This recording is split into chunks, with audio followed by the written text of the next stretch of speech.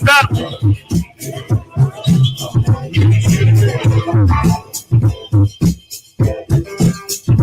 Well, get ready to roll on you today. Peace, love, and harmony, y'all. Gary Scheider.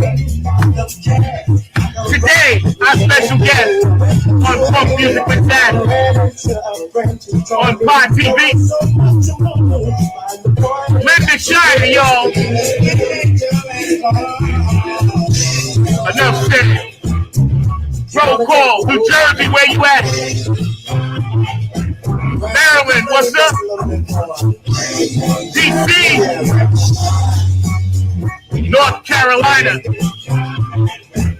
South Kakalaki.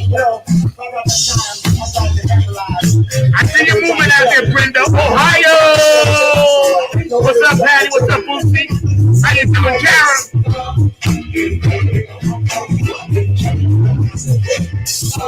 Oh, yeah, tighten it up, Georgia. What's up, two dogs? Tennessee. I feel you.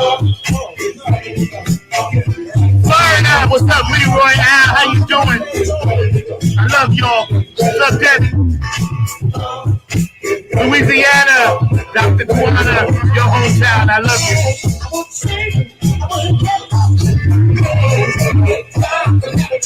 Arizona, Mexico, California, West Coast. What's up, Andrew? I love you. Lisa, how you doing, Washington State? Nothing but the funk, y'all. Linda Scheider's in the house. Yes, they did. Canada, where you at? Hawaii, where you at? China, Tokyo. I'm not high, say yo. Russia, where you at? Samoans doing the Humpty Hump. Humpty Hump. India, Dubai. Australia, I love you. What's up, Carmen? Hi, Wendy. Germany, Danny Soul Sisters. Back in the United States, Philadelphia, South African side. DC's in the house. Keith Jackson, what's up, baby? Philly Bill down in Texas.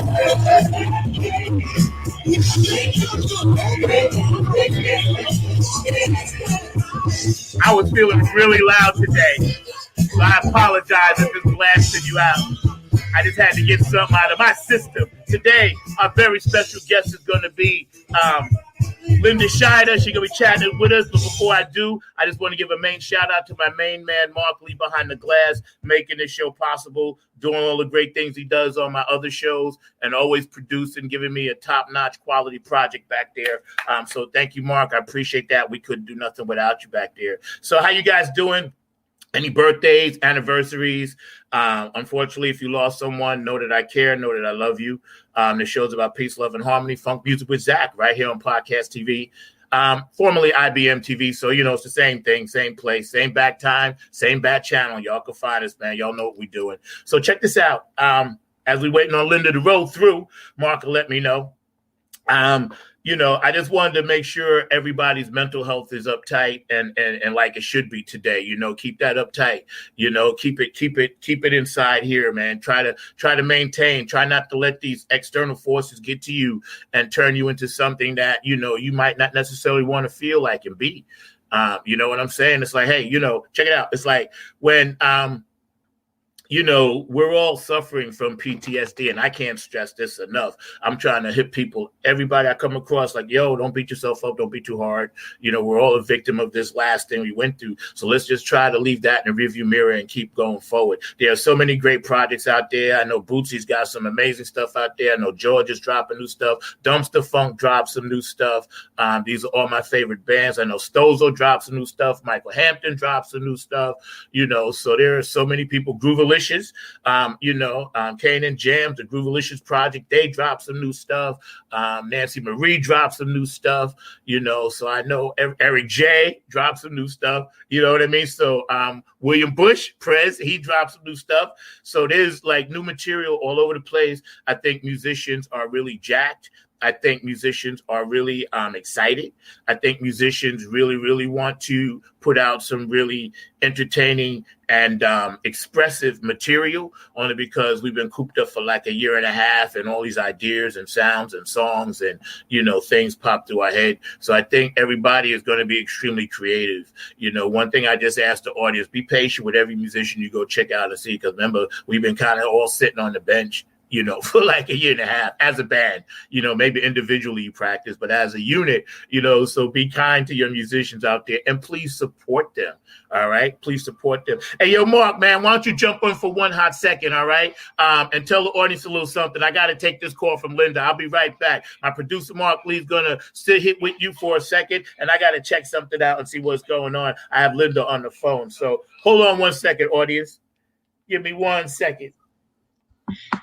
All right, well, they take care of that. There's a number of things going on in the community and all of that. I was actually just talking to Brother Zack about some of the things that I was hearing, including the fact of what's going on in the world with the young people and all of that. They are actually having a survey where some of them were saying that they were actually thinking that they wanted to do more work from at home than going out into the fields or actually on the job force and all of that. So I was talking to Zack about that, and we were definitely chatting it up and carefully giving our own thoughts, and definitely he may even be bringing that up later on as well. So that's one of the things that I was talking to him about. And we were also talking about the fact that apparently New York is being a little bit slower with the pandemic, like opening up in terms of the bars. And part of that, and he was giving me his theories, was the fact that they want to make sure that it is done correctly and all of that. So that's one of the things that's going on. But I see Zach's back, so I'm going to bring Zach back in. And then I'm going to also be ready to bring in Linda as well. So I'm going to get on out of here and let Zack take back over. Thank you for a quick second, Mark. Y'all got a chance to meet Mark, the producer. There's always, a good team behind people. So our special guest today, is Linda Scheider hanging out with us. We was, pumping it really, really hard, in the beginning. So Linda, why don't you pop on, man, and tell us what you got going on. Hi, how are you? Hey, how you doing? How was everybody? Listen, I want to give a shout out to George and Caroline, wish them happy anniversary. I think it was maybe Friday or Saturday they celebrated. Yes. So shout out to the peeps there, okay? Yes, I saw that. I sent them a little something, man. That's really cool. All the funk heads of the top echelons, the inner circle of the mob. And I'm sure they partied hard too, Connor, Bootsy, Patty, you guys are like that at the table. We have to come kiss your rings to get permission to do our thing. And we're honored to do it. Let me tell you, we're honored to be soldiers out here for you. Yes, indeed. Yes, indeed. How are you and your family doing? Everybody's good. Everybody's good. I've been playing a lot of tennis lately and golf and trying to get some exercise because I kind of shut down during the virus and wasn't doing anything. And my body was letting me know, okay, girl, get on up and get busy. So that's what I've been trying to do in the past couple of weeks, trying to get back into my physical thing and doing stuff to keep it moving, Yeah. Cardio is important. I kind of did the same. I kind of jumped back in a couple of months ago, get my cardio right, and trying to drop that COVID-20 that everybody's saying was okay for me to get. And that COVID weight wasn't funny either, No, it was not. So, Linda, you're a veteran activist, a veteran, Yes, and I'm very concerned about what's going on in this world. Yeah, I was going to ask you some things. Really not good. Yeah, I wanted to pick your brain about some things, and thank you for joining us again, hanging out, with always a pleasure, Z. One of the greatest, Linda Scheider, right here on Funk Music with Zack. I'm gonna start at the top and kind of work my way down, because number one, it kind of scared me a little bit when this cyber attack happened on our gasoline. Right. Oh, hey. And it hit me hard down here. So just give me a real quick thought process on that and what you think actually is going on. Well, I think it's pretty obvious that the Russians are playing fast and loose with the rules of the internet and getting crazy, making a lot of money, ripping people off, ripping companies off now, and making it hard for us to get meat, gas, and who knows what's next, Yeah, this is getting really crazy, and it seems like there should be some kind of way to fix this or change, or stop this. But evidently, we haven't caught up to the technology yet to do it. Yeah, it's insane that our government, for all its angst and trying to send people to Mars and doing all the space travel, what they've been doing for years, we can't do this. It's like, come on. We have so little down here as the worker bees. And all we need is just protect our own stuff. Gas in this country should be a basic right. Thank you. And not costing $4 a gallon. Exactly. That's like oxygen. How can we live without gasoline? Because they won't switch us over to the backpacks. Exactly. And we don't bicycle like they do in Europe. Everybody uses bicycles over there. We're not into that kind of stuff. We like to go fast. Yeah, you're right. Before I get into this voting law thing, SB-202, I want to ask you your thoughts on the doc that came out about Tulsa. You know what? I haven't seen it, but knowing what happened, I've seen others about that. Yes. The whole thing, and for Tulsa, for Oklahoma to be one of the first places to say that they can't teach about race relations in school without punishment is crazy. Things like that, and the voting rights thing that's going on, and all this other stuff that Congress is seeming like they're just not going to pass is crazy. That Tulsa thing was awful. For them to basically destroy a neighborhood because they were jealous that these black people were making money that they didn't know how to do, and to destroy that whole neighborhood in the process and kill all those people and get away with it. I'm sure no charges were brought against anybody or anything. Yeah. And for 100 years later, for we to still pretty much be in that same box is insane to me. Yeah, it's very sad. And you know what's so sad, Linda? It's like if those people that were haters and evildoers and murderers of little children, if they would have had foresight, they would have understood. Black Wall Street was good for the whole Tulsa area. White people, Spanish people, Latin people, Native Americans, everybody, if they would have let that thing grow, would have benefited from it, including the very races, because the more people that move there, the more crops they're going to need. The more farmers can, all the people that own the land. So it would have worked out had they just had enough foresight and not been so short-sighted about racism. Racism actually hurt them more, because then about 15 years later, you had the Dust Bowl. You see what I'm saying? Remember that? So as they say, karma is a bitch. Yeah. I thought about that because I looked at the demographics and I was like, okay, well, this is around the timeline. And I'm like, okay, the Dust Bowl hits. I was like, but you had some stuff. I almost cursed. I tried not to on Sunday, but feel free to curse if you got to. They had some stuff, and then they screwed it up. So yeah, and that and reap the benefit. They had to reap the whirlwind for doing it. Yes. People need to look at sometimes how Mother Earth takes care of stuff. Sometimes, and God doesn't like ugly.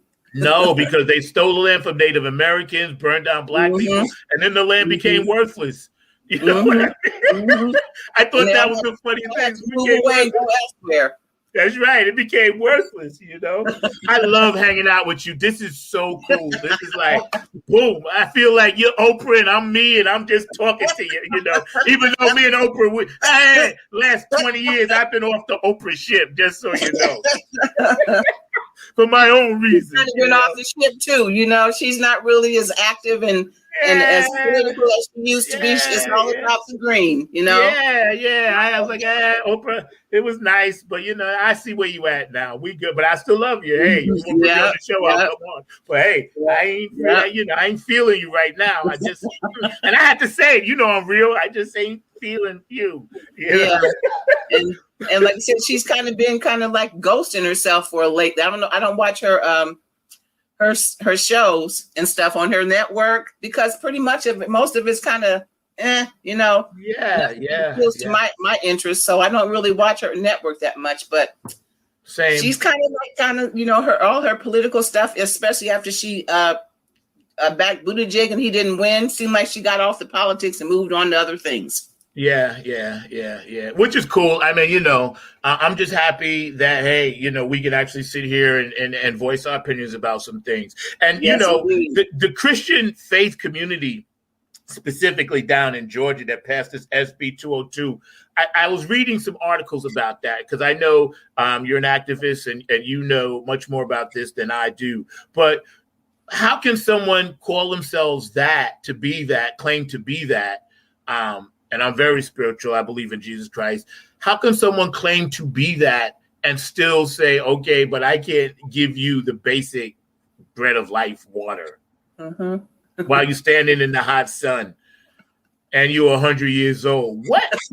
What has going to jail? I mean, the jailing of that whole thing, the extremes that they have gone to with this voting thing is just too much. It's like we're back going backwards. I think this is what Trump wanted, and he's kind of accomplished it, to take us back to the 50s, make America great again. Their idea of great was us being, you know, pretty much not be able to go into a restaurant or drink from the water fountain, go vote. Our basic right to vote. You know, we can't do that anymore. This is just taking us way back into a very bad place.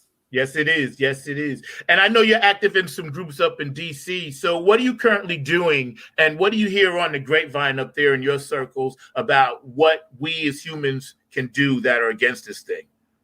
Well, I haven't seen too much activity lately. I think it's time to go back to the streets again. And I'm thinking about maybe trying to contact some people I know in the area and see if we might get that kind of pumping again, because I think it's time for us to go. Maybe we should go to the Capitol building.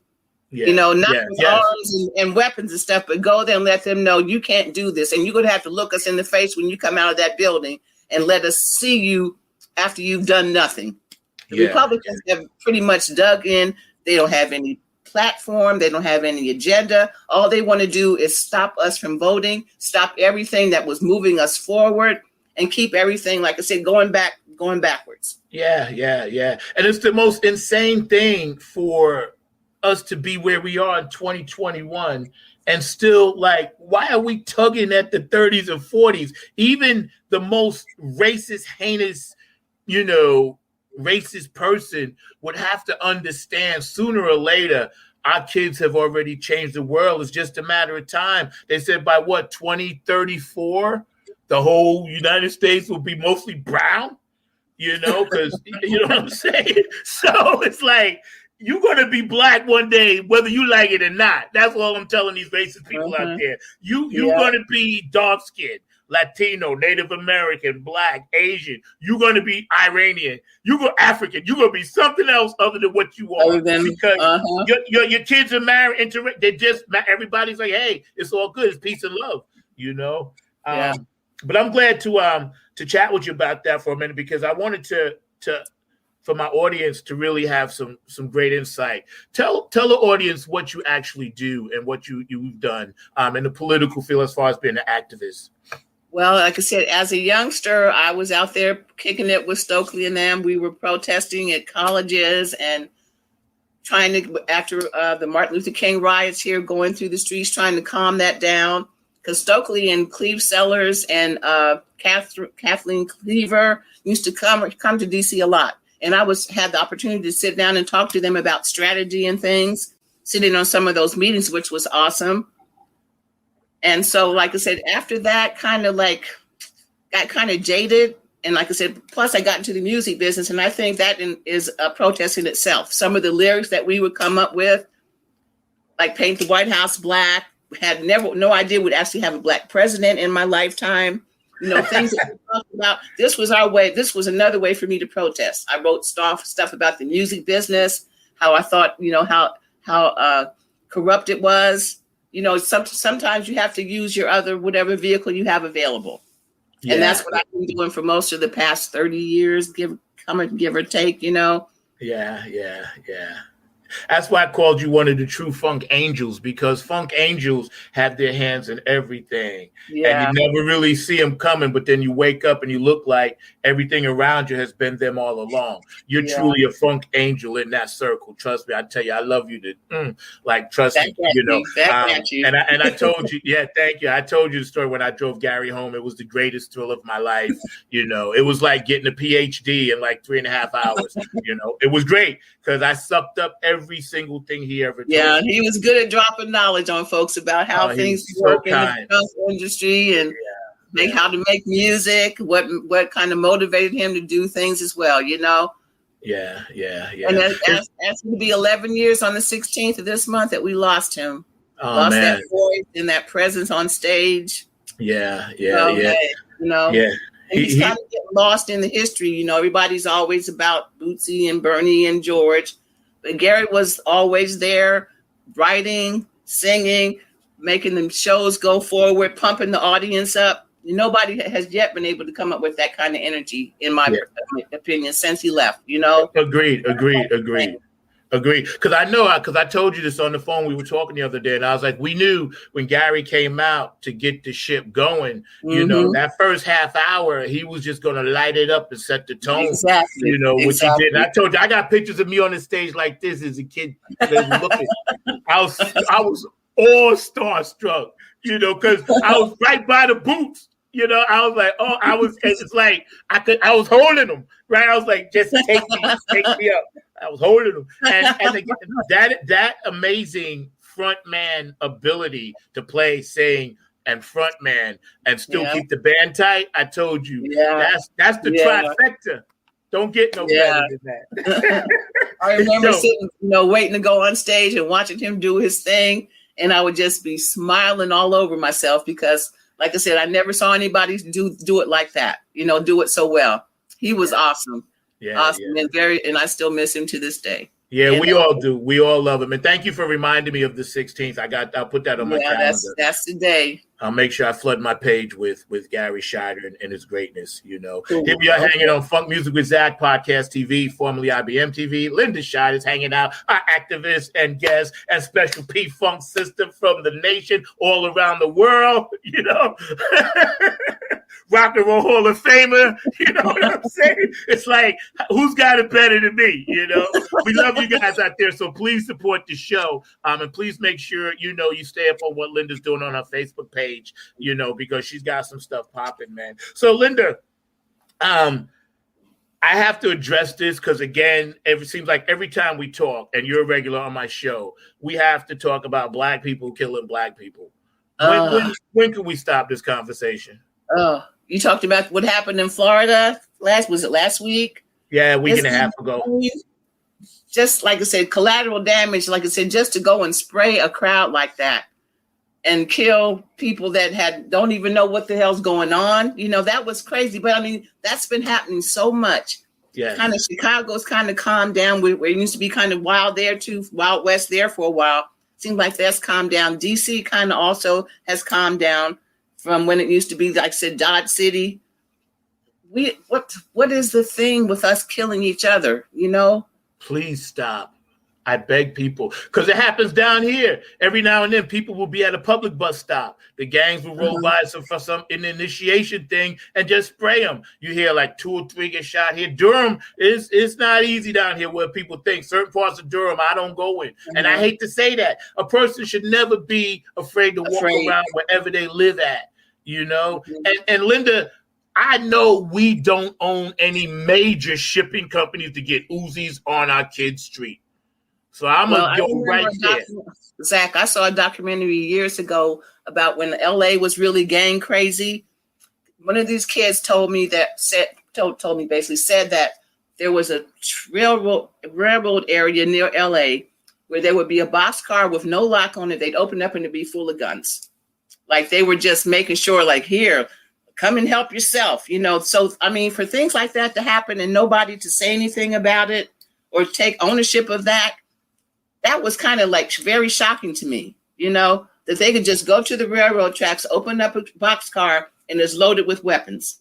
Yeah. Help yourself, How does that happen? Just like with the crack epidemic, there's always been evidence that the FBI or the CIA was the ones that got the crack epidemic happening with that guy in LA. I forget his name, but documentary I saw about that as well. You know, they come up with so many creative ways to kill Black people. Yeah.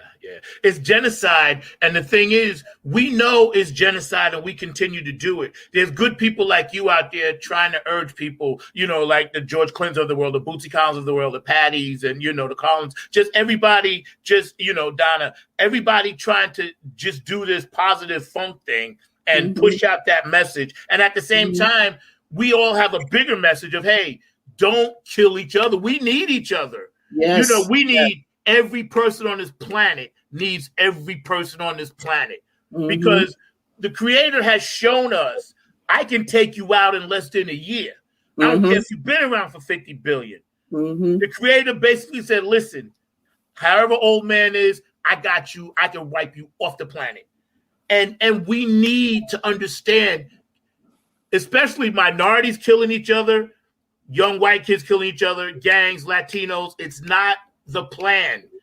Don't be seduced by the Matrix, you know, and it bothers me. And I really want to work with some powerful people one day and put something together to bring attention to this. You know, I was trying to think how I could do it. I won't do it here, but I'll do it up north.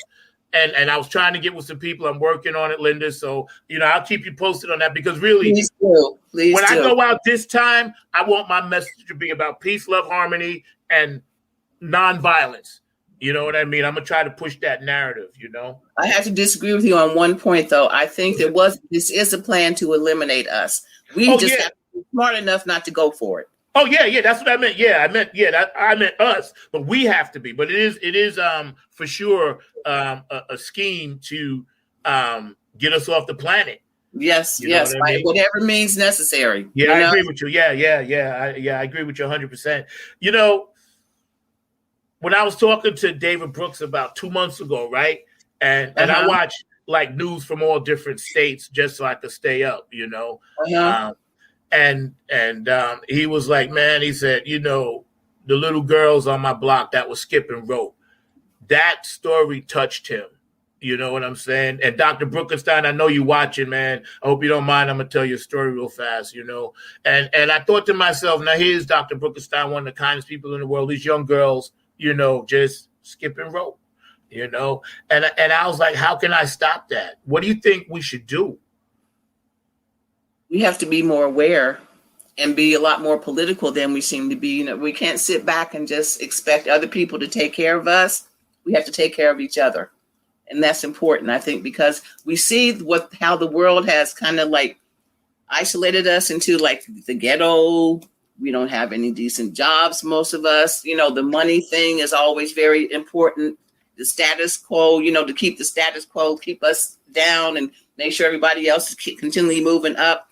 We have to become more aware of our surroundings, more close to each other, and we have to start counteracting some of this stuff. It's way overdue for us to kind of be a unit again, instead of all these little pockets of resistance. It has to be collective and mass, like it was like last year. It has to be a massive demonstration of we've had enough. You can't keep killing us. You can't keep starving us. You can't keep giving us a second-rate education.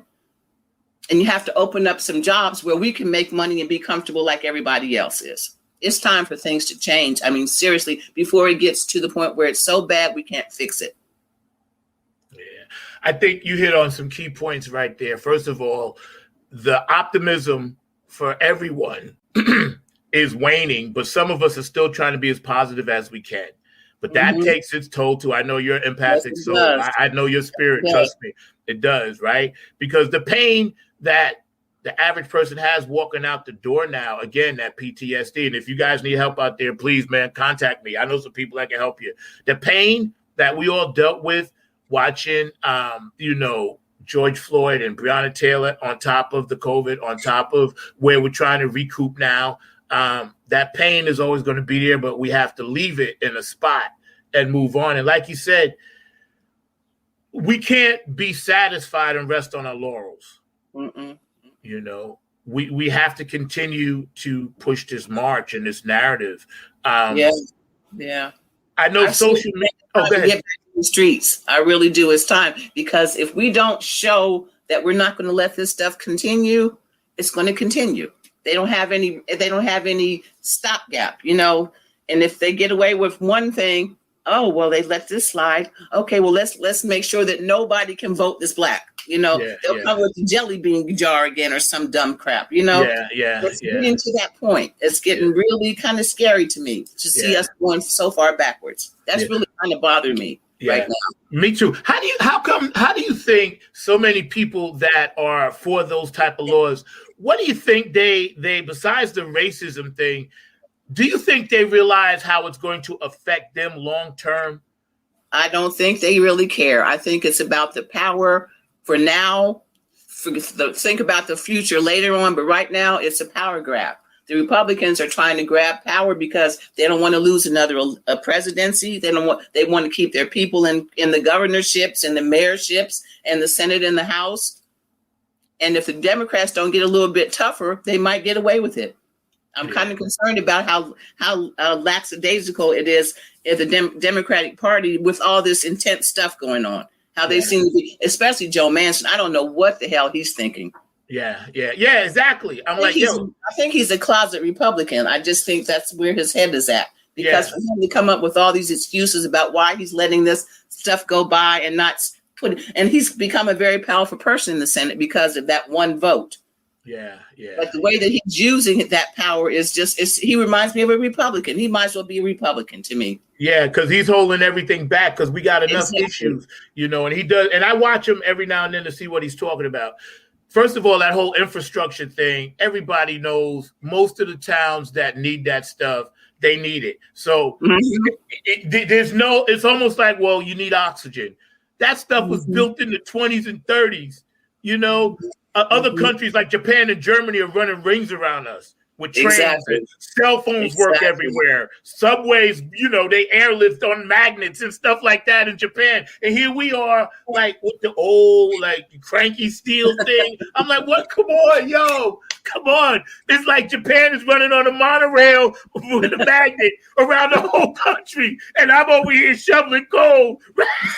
I'm like, come on, man. You can't build me a better train than this. Come on, man. I'm looking at Japan do it. Linda, I see them do it. And Joe Pesci said, I'm looking at you with my own eyes. Don't believe your lying eyes or something. Am I crazy or is this really happening? Yeah. I see the cat in Japan. He's like, yeah, this is how we roll. And I'm over here chugging. I'm like, what are we doing over here? Oh, God, it's all about the money. I love having you on. We're supposed to be the front runner, and we're supposed to be the ones everybody's trying to follow. And here we are getting left behind. Yo, I can't believe it. Speaking of which, right, I wanted to obviously save some time for Kamala because I have not issues, and I know her hands are tied. And she came out, they came out, the press secretary the other day, and the lady, she had a portfolio, and it said Kamala's portfolio, things that were in it. The border wall, climate change, dealing with police reform. So it seems to me, and I want your opinion on this, they're giving her some assignments, but it's taking too long, or she's doing it behind the scenes and we don't know. And Biden's kind of doing the world stage thing. Does it seem that way to you? I'm hoping that's what's going on. And I kind of think that he put a lot on her plate. I don't know if she's going to be able to deal with all that stuff so quickly, as quickly as it needs to be. I mean, the border thing is very bad. And they've kind of stopped talking about that so much in the press. I guess trying to give her a chance to do something about it, But she's got a lot on her plate, and I don't know. She's going to need a lot of help. Yes, she is. About that. Yeah, she is. That's why, I noticed, they brought this thing out. So that must mean that they probably been working on it already. And they're just letting us know about it, But I read the list and I was like, well, damn, she got like 10 things. Yeah. And they're all important. Can't we delegate? Like, hey, modern issues. They're all kind of major things. They're all important. So why can't we? Hey, you got this, like a band, and then she spearheads it. You know what I'm saying? Yeah. But I was like, damn, they actually put her public agenda out there. Like, okay, if it's almost like they're saying, well, if all this doesn't work, it's her fault. And I didn't exactly. And that might be why he did it, so that maybe it'll put her in check. You think about, you want to be president, you better think about it again. You see what happens. You see what you have to deal with. Maybe you should go back to the Senate or something. That might be where who knows? Who knows what the rationale is on that? It is. But I'm sure, because I kind of saw her face, and she still got the vice president smile, which she has to keep. But I could feel some like, oh, so this is how y'all I remember how she looked when he told her she had the border wall issue to deal with. She kind of looked like, uh-oh. She kind of did this like, what kind of thing? And I was like, yeah, I can dig it, sister. That's going to be a heavy load. Right. Like, okay. It kind of that expression, I kind of said, yes. I feel you on that. That's what I was talking about. I saw that same clip, and she's like, that makes me uncomfortable. I guess we can cancel that trip to Hawaii because I'm because I got to actually work now. You know what I'm saying? This is not going to be just smile for the camera. I got to get busy. I got to get my hands dirty on this one. Okay. Exactly. And I know she can do it, because Brenda Woods, if you're watching out there from Ohio, and I love you, Brenda, I know you got your girls back. Brenda's always talking about, their fraternity and everything, Oh, the AKs. Oh, God. Yeah, right. They in there, man. They in there, Brenda. I don't got my pearls, but I got them right over there for you. I was pledging when Gary snatched me up and took me on the road. I never got a chance to go through and finish, though. Kind of one of the things I missed in life, Yeah. Hey, but you are honorary. I'm sure they're going. My family, and they were like, okay, you were getting ready to go online and you took off. I said, hey, you got to go with the flow. I can't miss this opportunity, Yeah. Sonia Murphy told me to tell you hello. She's in. Dr. Bookerside's in the house. Yeah. A lot of support. I love it when the Funketeers come out and support, because they know we keeping it real. They know we keeping it real. They know we keeping it real. Where are you at now with the whole mask thing? I just have to ask, because it's part of the agenda of what we humans have to deal with now. I've been fully vaccinated. I was not ashamed to say. Me too. Me and my family, we took the vaccine. But I don't shame others. But where are you at with that? Well, in Maryland, you have to wear a mask still when you go into like a closed quarters, but you don't have to wear them outside, which is a blessing, because I can't stand wearing that thing for a long period of time. I can't imagine being at work and having to keep that thing on for 8 hours. It would have drove me nuts. Okay. But I think that the people that are not getting the vaccine don't seem to realize how much more beneficial it would be to be able to go out and breathe again, to be able to go out and be in a place where you don't have to be concerned. Now, what kind of bothers me is when everything is opening up, they don't have any way of knowing who's been vaccinated and who's not. Mm-hmm. And now they've got laws where you can't even ask somebody if they've been vaccinated. Yeah. Texas have gone buck wild crazy. Yeah, I was trying to think how we're going to do this, because, they give down here in North Carolina, they gave us the card. The card is like about this big. So, you can't really keep it. And I don't want to fold it. I was like, oh, no, I don't want my date to get messed up. They may throw me out. So I'm like, do we get a bracelet and then people are going to be selling fake everything. That. Yeah, because they're selling fake cards, Yeah, exactly. Which to me, again, just another way of keeping us confused and distracted while they're doing whatever they're doing. It bothers me so much. And I'm praying that those of you that are out there watching, just stay woke. We got the great Linda Scheider right here. Her resume is a mile long. Y'all know the deal, and she comes on my show as a regular, and I am honored to always have you. You just always make my day. Yeah, always you just make my day. As a community, and we support, large businesses like McDonald's and, Chick-fil-A, whatever, right? Mm-hmm. What do you think we as Americans can do to really bring back the Black Wall Streets of the world? We have to start investing in that our Black communities, supporting Black businesses. And like I said, nothing beats a good education. Going into finance in college and learning how to expand, how to plan your future and those of others to make sure that their economic level increases as they go along is very important. Yeah. You have to start, like I said, it's about support and educating yourself to figure out how to make your life better. And hopefully somebody else do the same. Yeah, I'm all, exactly. when you get there, take somebody else with you. Don't just like, I got mine and you get yours, and that kind of mentality is not beneficial to us as a minority. That's right. Yeah, because you're right, and enough I think has been mentioned about that, but I still don't see a lot of people. And I'm working with some people, and they're all beautiful people. So I'm grateful for the people that's trying to help me push out. So, hey, believe me, I know who you are, and I love you.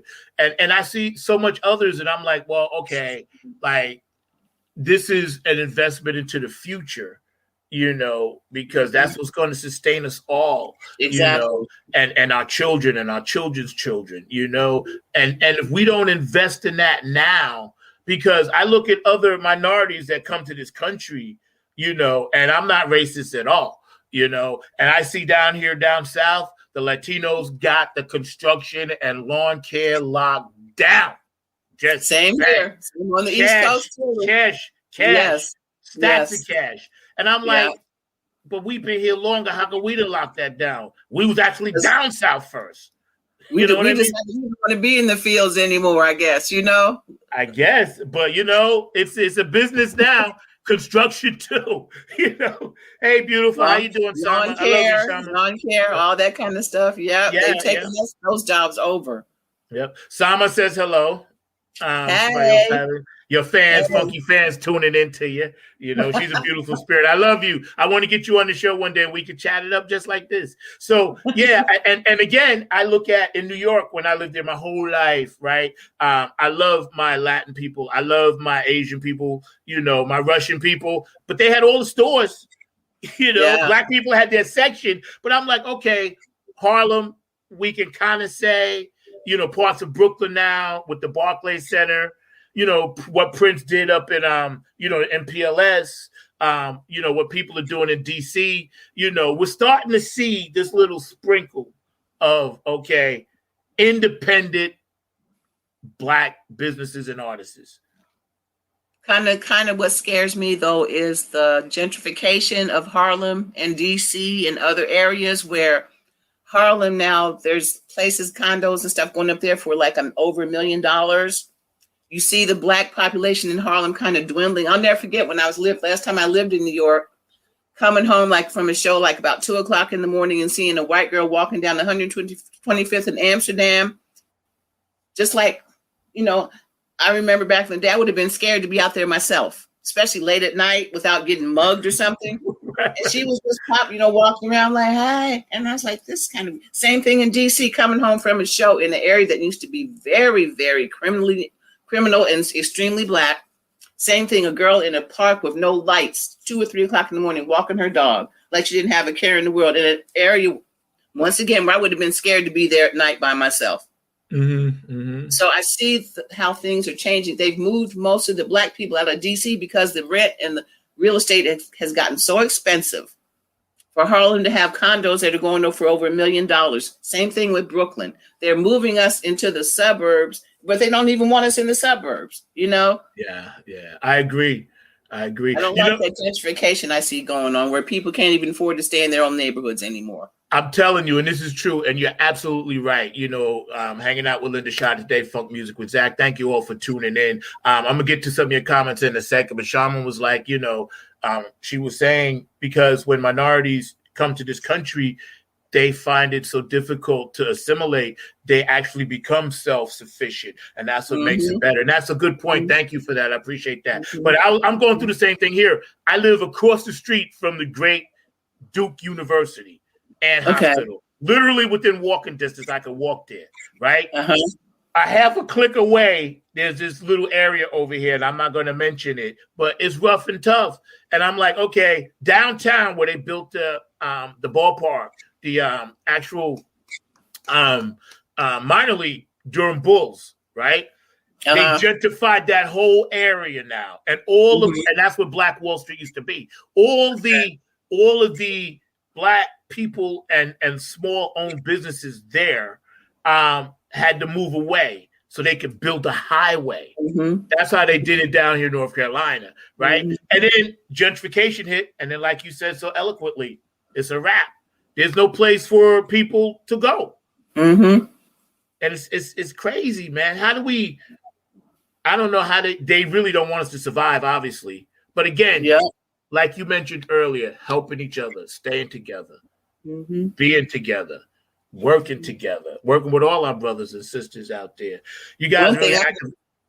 One thing I have to say about the Asians and Latinos, when they come over from their countries, they don't mind being 20 in a 1-bedroom apartment while everybody kind of gets some money built up to move up on their own. We have never been that kind of family. You know, we don't when we have 2 to 4 people in the 1-bedroom, it's crowded. You know, somebody got to move. We don't seem to have that kind of initiative, you know, to help each other, kind of like, so, okay, you can stay here while you get yourself together. And like I said, then you go on about your own, and then hopefully you'll bring some more people over and do the same thing with them. We have never, from the plantation, the mentality that we still have. We don't seem to know how to do that. Just each other on the real deal, you know. And you're right. And you know, I'm glad you mentioned that, because when our ancestors were in tribes in Africa, it was tribal. I could stay in your tent. You could stay in it didn't matter, because it was tribal. And around the country, Colombia, you know, Asian communities, tribal, very tribal. Native Americans taught us that. And then, like you said, when we got here and got all split up and broken up, something in our DNA didn't rewire itself right. And it became all about self. Yeah, we got rewired into this bullshit, and somehow some of us made it through, but a lot of us just didn't, because we couldn't get through. And that's a very good point. I'm so glad you brought that up, because it doesn't matter if you're trying to get on your feet or not. If you got family and they can help you, they should help you. It's as simple as that. It's like they should help you instead of keep you down. But, you know, it's crazy, man. You guys have been really active on the chat line. Thank y'all for tuning in, Linda Scheider. Linda, if you don't mind, I know Mark is always scratching. I'm going to allow him to come on for one quick question. You've been amazing. If you don't mind, you've been amazing. He always has something to say, and he's a Durham historian, and he'll make it quick. But you've been an amazing guest. I love having you on every couple of months. We chatted up. And, on the other side of that, I'm going to ask you about some of your new projects musically, all right? Mark, pop on for a quick second, man. My producer, Mark Lee. Thank you, sir. I know you got a quick one for Linda. How's it going there, Linda? Yo, we're actually talking about economics and things. And I was actually thinking about a conversation I was having with some folks earlier about the whole economic picture, and I'd love to hear Linda's thoughts about this. But one of the things that a good friend of mine was pointing out was, when we look at business and our business community, so many of our communities are solo entrepreneur companies, meaning that they are one-man shops and things of that nature. And that's actually hurting us economically, I would think. But I would love to know your thoughts about that, because that's the point that this is a young lady, Danetta Watson, that runs the National Black Mastermind, was bringing up, was that she feels that we need to do more actual employment if we can actually do that. But what is your thoughts on that?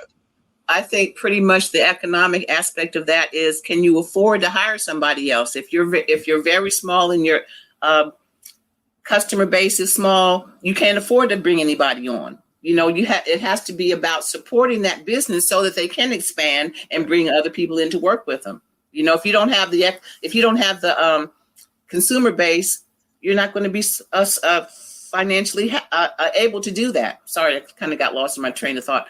But I think that's very important. If you support the business, they can grow, and in the growth, they can bring in other people to work with them. Yeah, I agree. Thanks, Mark. Appreciate you, man.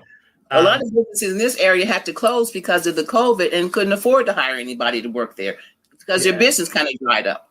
Yeah. Some of my best restaurants are gone. That's right. Yeah, you're right. And let me ask you a question. I just want your opinion and your thoughts on this. Because of social media and the way we buy and sell merchandise and transfer money around now, how can we as minorities come together on that plane and try to make it work? because again, like Mark just mentioned so eloquently, and thank you, Mark, the individual thing works better on social media. So how can we have social media companies like the one I'm trying to start? I'm trying to start my own, podcast TV with Night on the Grind TV. So how do we do that in the cyber world? Because that's kind of like where we are. Well, I think it takes money. If you can get investors to help back you to get you moving, that's what it's gonna take. You need cash. Yeah. The Zuckerbergs and everybody that's doing that, they have money to do that. They had backing, they have financial. Maybe they had their own money. They're white people. They probably had bank already. We have to find bank to get ourselves going, get a business going, and sometimes we can't get it. Yeah, I was telling somebody laughing the other day. I was like, somebody tells me no. I was like, I go in my bedroom and throw it in there and close the door. I said, I got a whole room full of no's in my spare bedroom. Just like, no. I got so many no's in there. I can't hold the door. They're busting out the door. You know when that one's going to come through and say, come on in. Exactly. You can't give up. You cannot. No, and I never will. Because for the funk, too many good men and women, have came through the funk for me to give up. Too many good men and women have laid that down. Yes, so I can hear it and just have the privilege to learn from it and keep their name alive and do it. So tell me, musically, speaking of that, what you got going on with any new stuff that's coming out? What you got? Right now I have someone in California that's trying to get some of me and Gary's music that we've done over the years, put it on digital so we can put it out there. Because we have like hundreds of songs. We were together 32 years, I think it was. And we wrote almost every day something, or finished something. So we have a lot of music that was not heard. Gary has some beautiful stuff that he did over the years. And we're trying to get that stuff digitally mastered so we can throw it out there. I already have that Tales of Two Funkies. That did pretty well. Got a lot of love. And that was some of his stuff and some of my stuff that we hadn't actually sold, that we just, like I said, we used to record every day. He'd sit down and start playing, and I come up with something, and then we go and put it down in the studio. We did that all the time. So we have a lot. I have hundreds of cassettes and ADATs and stuff, so they have to be remastered. Mm-hmm. So that's what I'm working on now. Hopefully that'll be done soon. Hopefully by the end of the summer, I should have some new stuff to put out. Yo, that's so beautiful. Again, I support every single bit of it. Obviously, I'll play it, I'll run it, I'll promote it, whatever. I got you, And we had talked privately about something that's coming up, so I appreciate you for that. Cool. Yeah, thank you. Looking forward to coming and sitting in on your show when you come through here.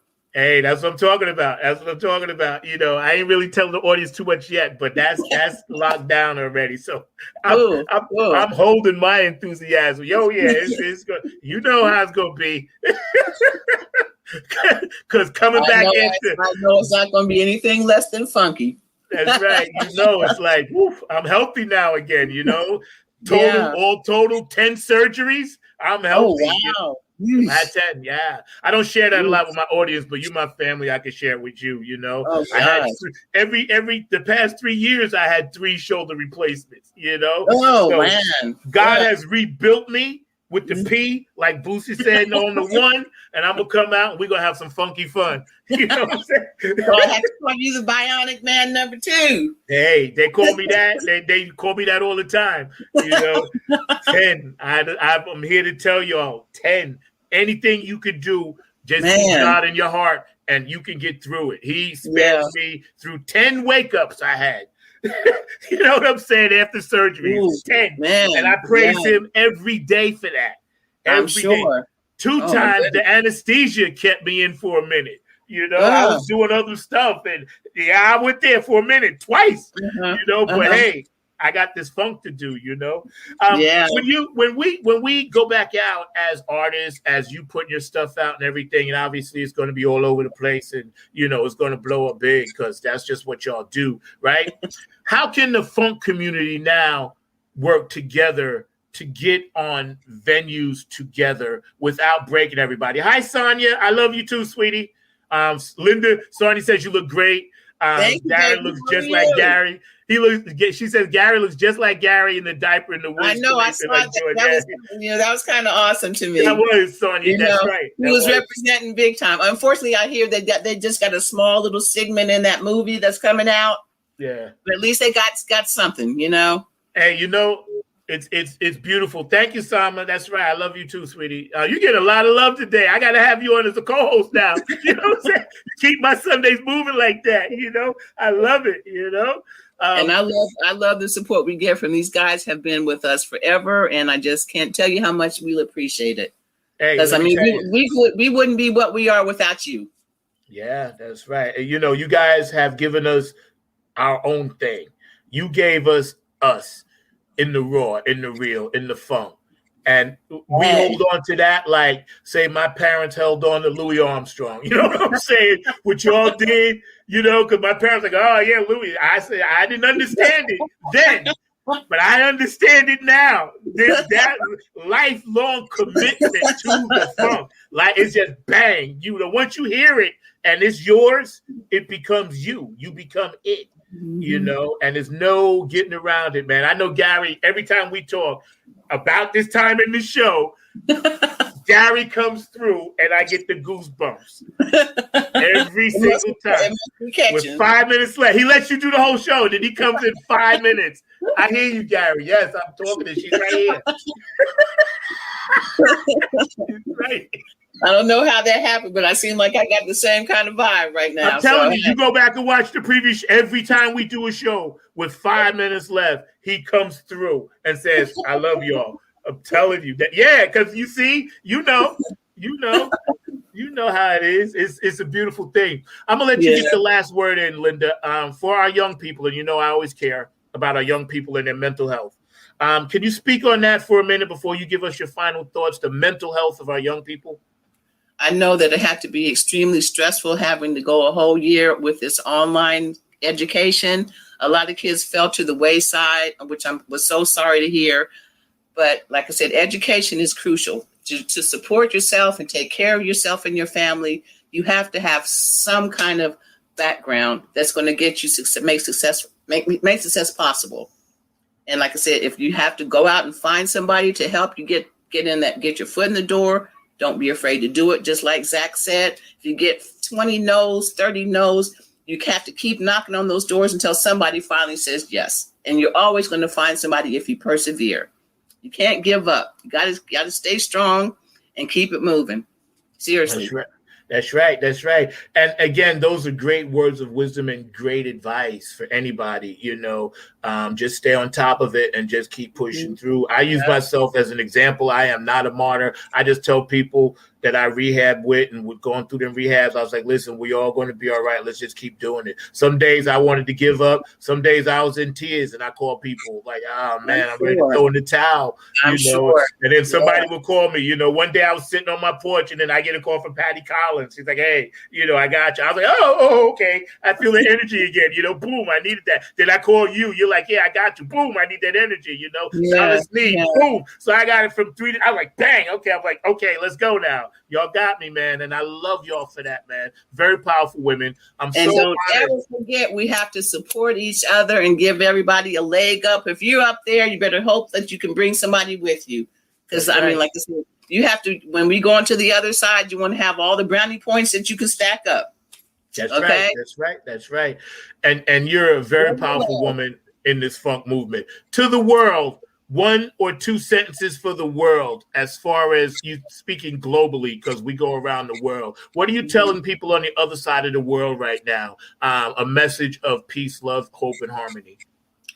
To ignore the craziness that's going on in this country, because most of us have good intentions. Those who don't eventually are going to fall.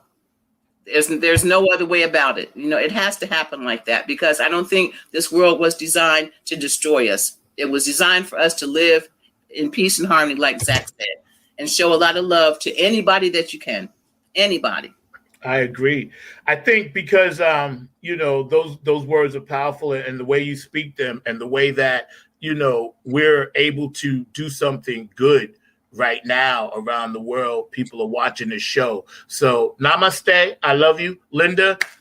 We'll talk. I'll give you a call this week and we'll chat about some more stuff. You've been a beautiful, amazing, wonderful, smart, funny, sexy guest on my show. And I just love you for that. You're just amazing. Gary always comes in and gives me that shower of love. And I appreciate that so much, man. You and your family, Garrett, we support you, man. Anytime you want to come on, you're more than welcome. We love what you're doing. We follow what you do, bro. You're carrying, this thing. Yeah, you're doing an amazing job. With that guy. I'm so proud of him, man. He's carrying this thing, man. Yeah. So supportive and so he's doing his best to keep his father's legacy going. And he's doing a damn good job. I'm so proud of him. Totally. Thumbs up. Go support that brother, man. All right, we get ready to get out of here. I'm gonna do my roll call. Linda, man, it's been amazing, and we'll have you back on soon. All right, let's love. Let's go, y'all. Peace out.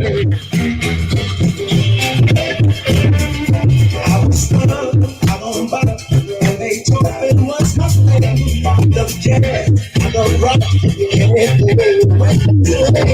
got a man to a friend who told me there was no find the point that you made.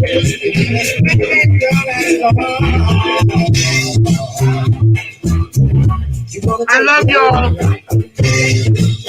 Sonia, Sama, Dr. Booker, namaste. Thank you for supporting the show. Linda was amazing today, y'all.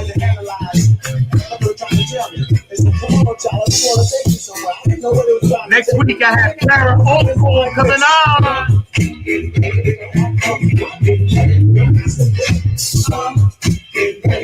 DC, New York City, John Island.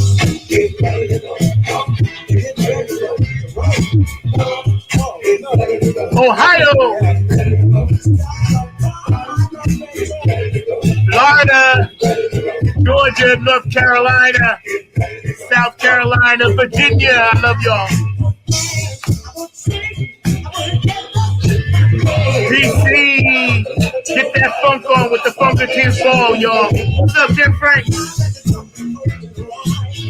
Yeah, we're going to support Dr. G up there, man. Y'all hit him up, man. Dr. G, we love you, man. We got you, man. We got you. P-Funk Radio, I love y'all. Tony Cam, what's up? My main man.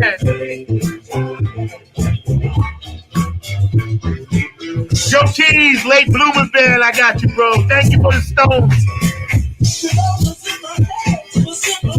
Nappy Head, Funk Army. Ready to roll. Damn right. West Coast. What's up, Angela?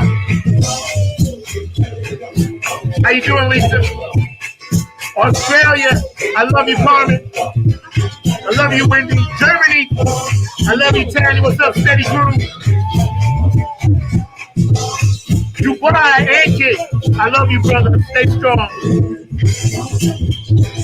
I got Tim, I got Nick, and I got Win in the house. Podcast TV. Keep doing what we doing. Mark Lee, my producer. I love you, bro. Kayla and Maya, Daddy loves you. K&N Jam. I love y'all. HJ Entertainment. I love you. Boozy Patty, of course, I love you. You know that. George and Colin, happy anniversary. Ski, where you at? I need you on the show. Donna, I love you. Chew, I love you. Mikey B. Get down brown. Next exit, I love y'all.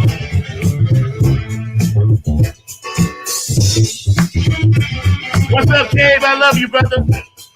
Can't wait to have you back on the show.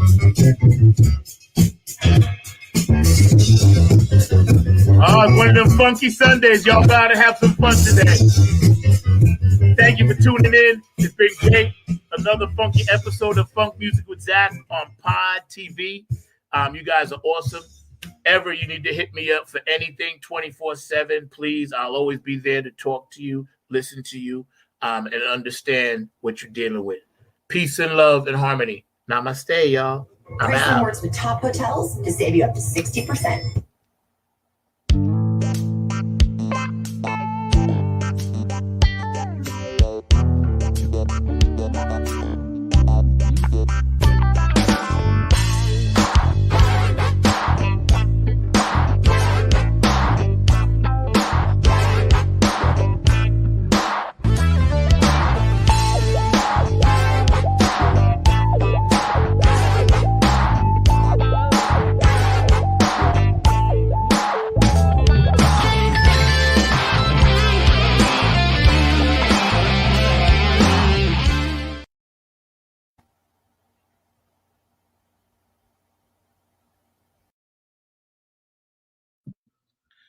All right, folks, that was another amazing edition of Funk Music with Zack, and he did a great job and a spectacular job as always.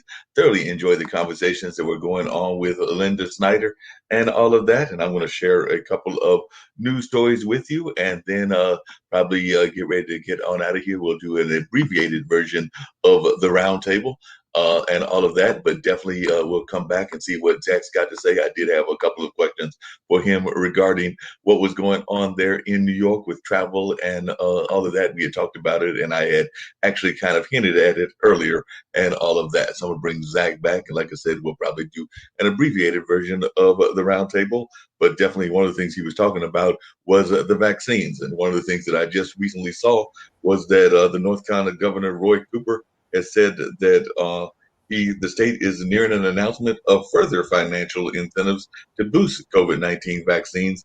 And of course, they're trying to get more people to get vaccinated, and they're talking about $25 cash cards in select counties. And I'm imagining that these are counties that have not been having the kind of success rate that they would like to have and all of that. So they do look like they're going to be doing some cash cards and trying to get people to get vaccinated by giving them incentives to do that. So definitely that's one of the tools that they're doing. As a matter of fact, Mandy Cohen said, we're pulling out all the stops to try to make sure that vaccines are convenient, they're easy, that folks can access them, give some additional incentives beyond the fact that they protect you and your community. And she also said that she's still hopeful that there is progress for us to make here. So right now, North Carolina is ranking as the 14th worst state in the COVID-19 vaccine doses administered per capita, according to data from the U.S. Center for Disease Control and Prevention. So definitely that's something that we've got to do better on and all of that. So there's several states that are doing better than we are in that regard. So definitely it'll be interesting to see what folks have to say about that and how that all plays out in that regards. So Zack, what are your thoughts on that whole concept of the vaccines and incentives and things along those lines? Because I was trying to tell you to hold up for a second, but it's okay. That's why I wasn't looking at you. I was trying to tell you, like, hey, wait, give me a minute because I have to regroup after the show. You know, I have to get water and all this stuff, but I'll take a break after I answer your question. To answer your first question about the vaccine, correct? Yes. What are my thoughts about it? I think that, you know, it's a personal choice. I don't shame anybody or hate anybody, nor do I want to be shamed and hated. It's just a personal choice like anything else. We've been having personal choices for vaccines since they came out. So, I mean, other than the polio and all that stuff, but like after that, it was always a personal choice. Certain religious groups don't believe in it. So it's a personal choice. I don't think no more than that about it. It doesn't really affect me. The only way it will affect me is if, you know, it becomes another, you know, serious wave, and I don't think that's going to happen. And, you know, we become like, you know, we're living apocalypse. But by then, it's not going to really matter anyway. So I don't really stress on it. You know, I wanted to encourage people, don't let people shame you into not getting it if you want to get it, because I think that's wrong. You know, that's a medical personal opinion. Now, what was your second question? Oh, one of the things that they've been doing has been adding incentives. So it was that was the second part of the question, was that some people apparently are waiting because they want to get the cash cards or they want to get things of that nature. So it's not that they're against the vaccine or against getting vaccinated, but they just want to wait till they get some financial rewards and things of that nature. So that some makes people, sense. But again, if you're sick or you get sick, that gift card ain't going to really help. See, those are all BS things that they sprinkle out like salt and pepper when they're basically eating the meal and we just get the scraps. You know what I mean? That's ridiculous. That's an insult to me. I don't want no gift card, or whatever free meal or whatever crap they're giving away, tickets to the ballpark. I don't care how many home runs somebody hits. What do I care? You know what I mean? It's like, why are we even thinking this Neanderthalish kind of thought? And I know why, because everybody ain't really tuned into their third eye. Y'all need to get hit to that because it's right in front of you. The breakdown, Big Brother, he done got you now. It's right in front of people, and people still refuse to see. Like, they're just like, whatever, I'll just be a zombie in the sheep. You know what I mean? Instead of like understanding and breaking out of that mold. You know what I mean? So I don't know. No, I thoroughly agree with you on that and everything. And I think people, I was having the same thoughts as you were in terms of the incentives and all of that. It's not going to help you if you're sick and all of that. So I can definitely relate to what you were saying in that regards. And definitely I can relate to our thoughts about that. Now, one of the other things I mentioned, and I'm going to let him go get his water, but I was going to mention one of the other things that's going on, and hopefully he'll come back and we'll talk about what I had mentioned at the beginning and everything. But, one of the things he talked about the ballpark and how that ballpark is going, and Tyler Sombro apparently is in a stable condition. And, he was the baseball player with the Durham Bulls that was hit in the head by a line drive in the 8th inning of Thursday's night game. And I know in talking to Jacoby and others, they said that they actually opted not to play the game on a Friday because it had definitely had some serious impact on both the players on the Durham Bulls side, but also the players on the other side as well. So we do know that sports, while it can be a wonderful thing, they do sometimes have dangerous moments as well. Not all that often, but it does happen on occasion. So our prayers and thoughts do go out to Tyler Sombro, and hopefully he can continue his road to recovery, because the last thing that I was seeing, which was actually yesterday, was that he was still there at Duke Hospital and was still in stable condition. And I know some folks that said that they had seen the incident, and I've not even really wanted to watch it because that's not something that I like to watch in person. I'm not one of those folks that likes to see like the train wreck hitting you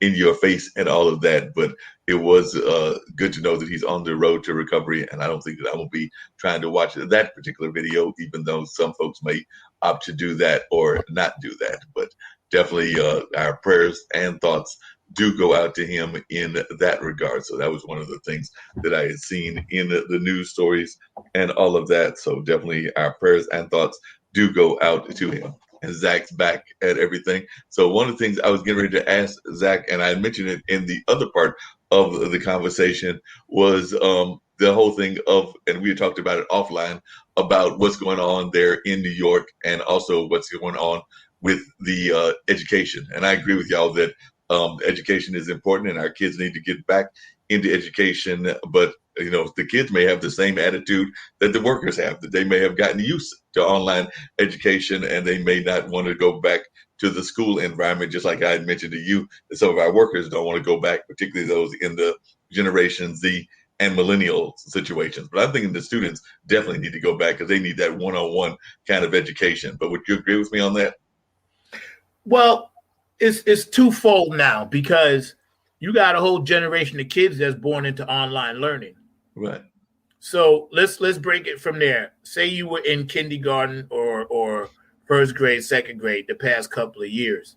You ain't never really been in a school building. So now you gotta take someone that's 2 years behind that they should be orientating wise, not mentally, but and not smartly, but just orientation wise. You got to take a child that never been in a building, and this is stuff you learn when you're in kindergarten and first grade. But now, since they haven't gone, they're going to have that added stress. In addition to jumping into third grade or second grade, they're going to also be like, wow, I'm in this place that I've never been in before. Maybe some of them been in preschools, But a lot of kids, preschools is nothing like regular school. Preschool is preschool for a reason. Yeah, you got your structure, and yeah, because both my daughters went to preschool, which helped them tremendously. They got off to really good starts in kindergarten, first and second grade. I recommend every parent out there put your kid in preschool. That's very important.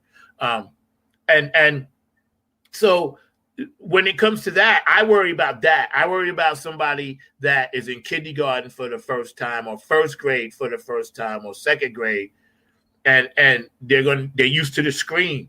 The environment, the teacher, the bells, the noise, this, to that.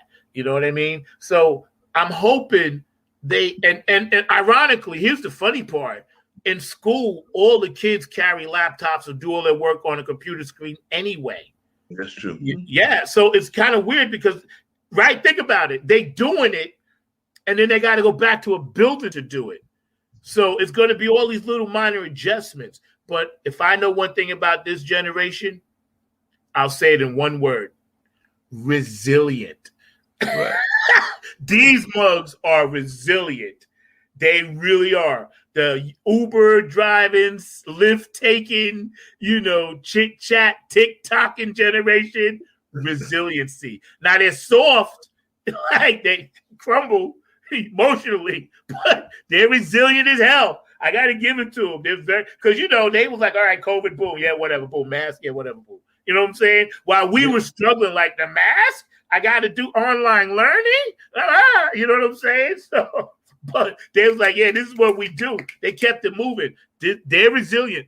So I think the younger kids I would be more worried about than the older kids. Like, fortunately, my daughter is now in 8th grade. So her whole the whole 7th grade year was taken away in the school building. But she's orientated to it already.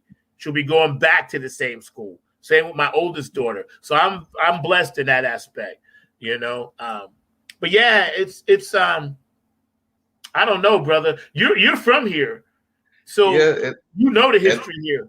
You would know better. And like I said, it's going to be interesting, and I'm glad you mentioned preschools because I know that was something that my younger brother did with my nephews, and that definitely helped them out quite a bit. So yes, I'm definitely down for preschools and the whole getting them acclimated into the school system, because if you don't acclimate them, a lot of times they are totally lost. So they had already been in that education kind of mindset. And the one thing that I've got to give much kudos, not just to Malik, my brother, but also to my dad, is that they were starting to train them in terms of getting them to have that inquisitive mind, that curious mind, that education mind as early as 1 year old, or maybe even when they were very much toddlers and everything. And I know that there's some scientists out there that claim that that's not a good thing to do because the mind isn't developed enough to know what's going on and all of that. I actually disagree because I think that they can learn some things at an early age. But I have heard scientists that have said, that part of the knowledge base isn't all that important because the brain is just developing and everything during those first, I think they say 3 to 4 years or something like that. But I think that even during that brain development time, you still got to be putting stuff into the brain for it to develop. But that's just my thoughts, even though I've heard some scientists say otherwise. You're in the educational system. You do some work, and I'm not gonna put it out there what you do, but you do some things. So when we look at the country as a whole, and we try to fix what needs to be fixed, you do so many podcasts and you're on so many social media networks. What do you think is the main thread that ties us all together? I mean, definitely a thread that ties everybody together is something that you talk about all the time, which is I actually think that society as a general society, is about peace and harmony and us being unified together. But it's also about education. Even if you look at the great religions, a lot of times they were finding people to add education to the aspect as well. So I would argue, the main threads of life are the necessity to have peace and harmony in our life, and also to have a continuous curiosity about education. We are always continuously curious about life throughout our lives. From the time that we come into the world as a baby, you're wondering small things to the time that you go out of here in whatever year or decade that is. So I think that curiosity is the other main thing that ties us together as well. I mean, there's a reason that we're curious about the whole space trip and what took place on that space trip, just like we're curious about what's beyond this universe and also what's down in the ocean, like way down in the depths that we haven't gone to yet. There's a reason for that, because we as humans are naturally curious. It's true. And we're naturally, somebody once told me a person is smart, but people are not. You know what I'm saying? Because collectively, we're not getting it, man. And I just want people to get it. It's like, again, I look at the big picture. And the first thing, if they ask me, okay, what are your thoughts on what we've been through the past 2 years? I would simply say Mother Earth gave us a wake-up call. Oh, totally. In all aspects of our lives. All aspects. Loving, spiritually, humanitarily wise, just being humanitarian, mentally, physically, she challenged us, you know what I mean? So emotionally, so we passed the test because we're on the other side. So we don't need to be fighting now. Y'all out there listening, you passed the test. We made it to some sort sense of, hey, we're not going to be eliminated off the planet. So now, why eliminate each other with hate, with boundaries, with color, with racism, with sexism, with gender, hating on the LGBTQ community? Why hate? Countries hate each other. Why? You passed one of the most important tests of all time. Mankind basically gave you a second chance. Yeah. But civilizations have been wiped out and didn't get a second chance. Yeah. But the ironic thing is that so many people don't understand that. And, we've still got countries that are, even though they've gone through the pandemic, they're now going back through wars again. I just got a text earlier today that apparently the U.S. is doing some kind of like enforcement with what's going on between Eritrea and Ethiopia. And actually, Dad taught in Eritrea sometimes. So that's been an ongoing battle forever. And apparently they're back at it again. We know that Palestine and Israel is back at it again. Russia and Belarus are at it. So, I mean, I agree. I'm like sitting there going like, we just finished going through this major upheaval in society. And now y'all are sitting there going back to your old, and we can just call it bluntly, your old tribal wars, because in a lot of ways, these are things that can be solved if they would just sit down and negotiate. And, there's some very basic solutions that should be out there, including definitely a separate state for Palestine. And definitely in the case of, Eritrea and Ethiopia, them respecting each other's borders. So, like I said, it sounds simple in life and everything, but they make it probably more complicated than it needs to be. You're right. And you mentioned something very critical, tribal ways, Neanderthalish thinking. It's all the same thing. And I'm thinking to myself, all right, well, these kids that just went and shot, sprayed people in Florida, the guns, this and that, whatever, we have the power to change all of that. Not to mention, I'm not going to even get into the police. I'm still trying to get a police officer on as well, because I support what the police do. Let me just jump ship for a minute. I need everybody to understand something. Defunding the police does not mean taking the police off the beat that's going to help you if you need help. It simply means taking some of those funds, retraining the police into the communities that they work in, so they're not so fearful of every brown skin or black skin man or woman or Native American or Latino or Asian person that they feel is a threat to them. So right there, that's part of the training and where some of the money should go when you talk about defunding, because it simply means, hey, we're going to put some money into some things that's going to change some things for a minute. We're going to try to change the homelessness situation, not taking the police off the street that's supposed to help you if you're being robbed. And people are using that narrative, and that's not the case at all. simply people that are minorities simply want to stop getting harassed and beat up and shot and killed for no apparent reason for air freshener hanging in your car. That's what it comes down to. And having psychologists and psychiatrists that sit on their behinds in police stations and wait for the criminals to come in, they should be out in the field. And they should be riding with the police so they can say, hey, listen, obviously this man is walking the street with no clothes on. Don't kill him. He's mentally ill. You know what I'm saying? Obviously, this woman, yes, she may have a knife, but, she's having a psychotic breakdown. Let's handle this a different way. What about all this futuristic stuff they got? The nets that wrap around, you know what I'm saying? They should use the net. The one the Predator used? And then the net goes around. Why can't we invent stuff like that to detain people without killing them? And this way, no harm comes to nobody. Society's screwed up. We so caught on the bullet, man. The bullet is ancient because they ain't even using that stuff in space. They're not using that at all and everything. And, you talked about and that's actually been a whole thread on one of the Nextdoor websites. And Nextdoor is a website that is national, but they have one even locally. So the North Carolina one has been having a whole thread around the whole defunding, and it's actually the same kind of arguments that you were giving, even though there were some people that were arguing about it on the other side and trying to give you their standpoint.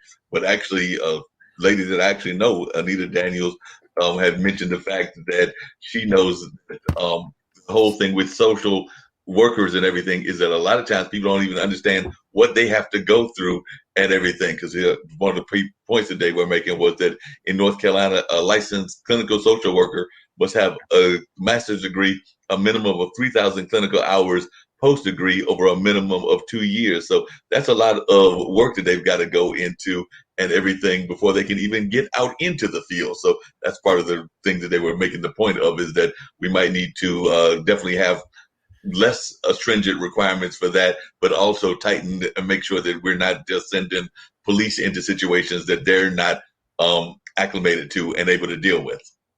That too. And see, when they roll in and serious drug dealers and all of that, I don't know that lifestyle, so I don't know. I'm sure the police are doing their very best, the tactical squads and the people that actually protect the community. I salute you guys.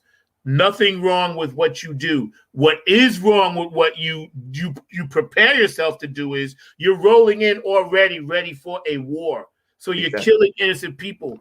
You're rolling down the street and combat, it's a combat situation with your tactical gear on and everything else, like you're going to attack a small country when really you're going after one or two people. You know what I'm saying? If you can't figure out better ways with this defunding and training, then we need to get a whole new system, because there was no reason for this guy over here, and down the street from us on the other side of Charlotte to get assassinated with a tactical squad. An attack squad always has one trained assassin on the squad. A lot of these people are military or ex-military. You know what I mean? So it's designed to start a war. I don't like that concept. I can see if he had a gun and was out there, then you bring those people in. But for the most part, the sheriffs should have been able to handle that. The sheriff should have been in. And I'm not a sheriff and I'm not a police officer. I'm trying to get a police officer on. And I know they come on and they back each other up as far as being in the field. I get that. If you want to keep the tactical squad away, that's fine. But then when the man bumped the car and took off, how was he a threat? Yeah, I mean, I've not been trying to figure out how a lot of these people are threats, because I've seen stories and things where, the people are running away from the police officers, or, going away and they're heading in the opposite direction. So if you're heading in the opposite direction, it seems to me that, there's got to be ways that you can grab those folks without taking their lives. So I agree with you 100% on that, because, a lot of times it's not like they're even heading right at them. I get the whole adrenaline thing if they're heading at them, but these are folks that are, like I said, running away.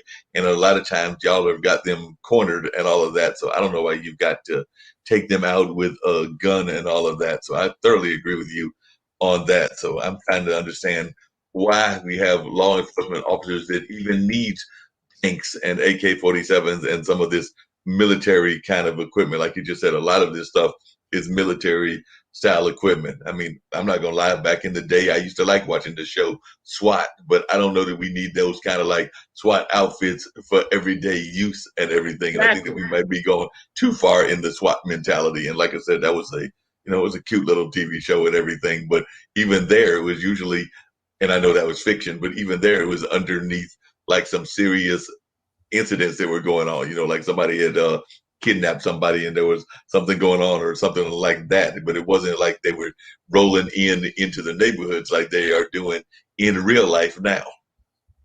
Yeah, you make a good point about SWAT. I saw the movie and I liked the movie and I used to watch it too, right?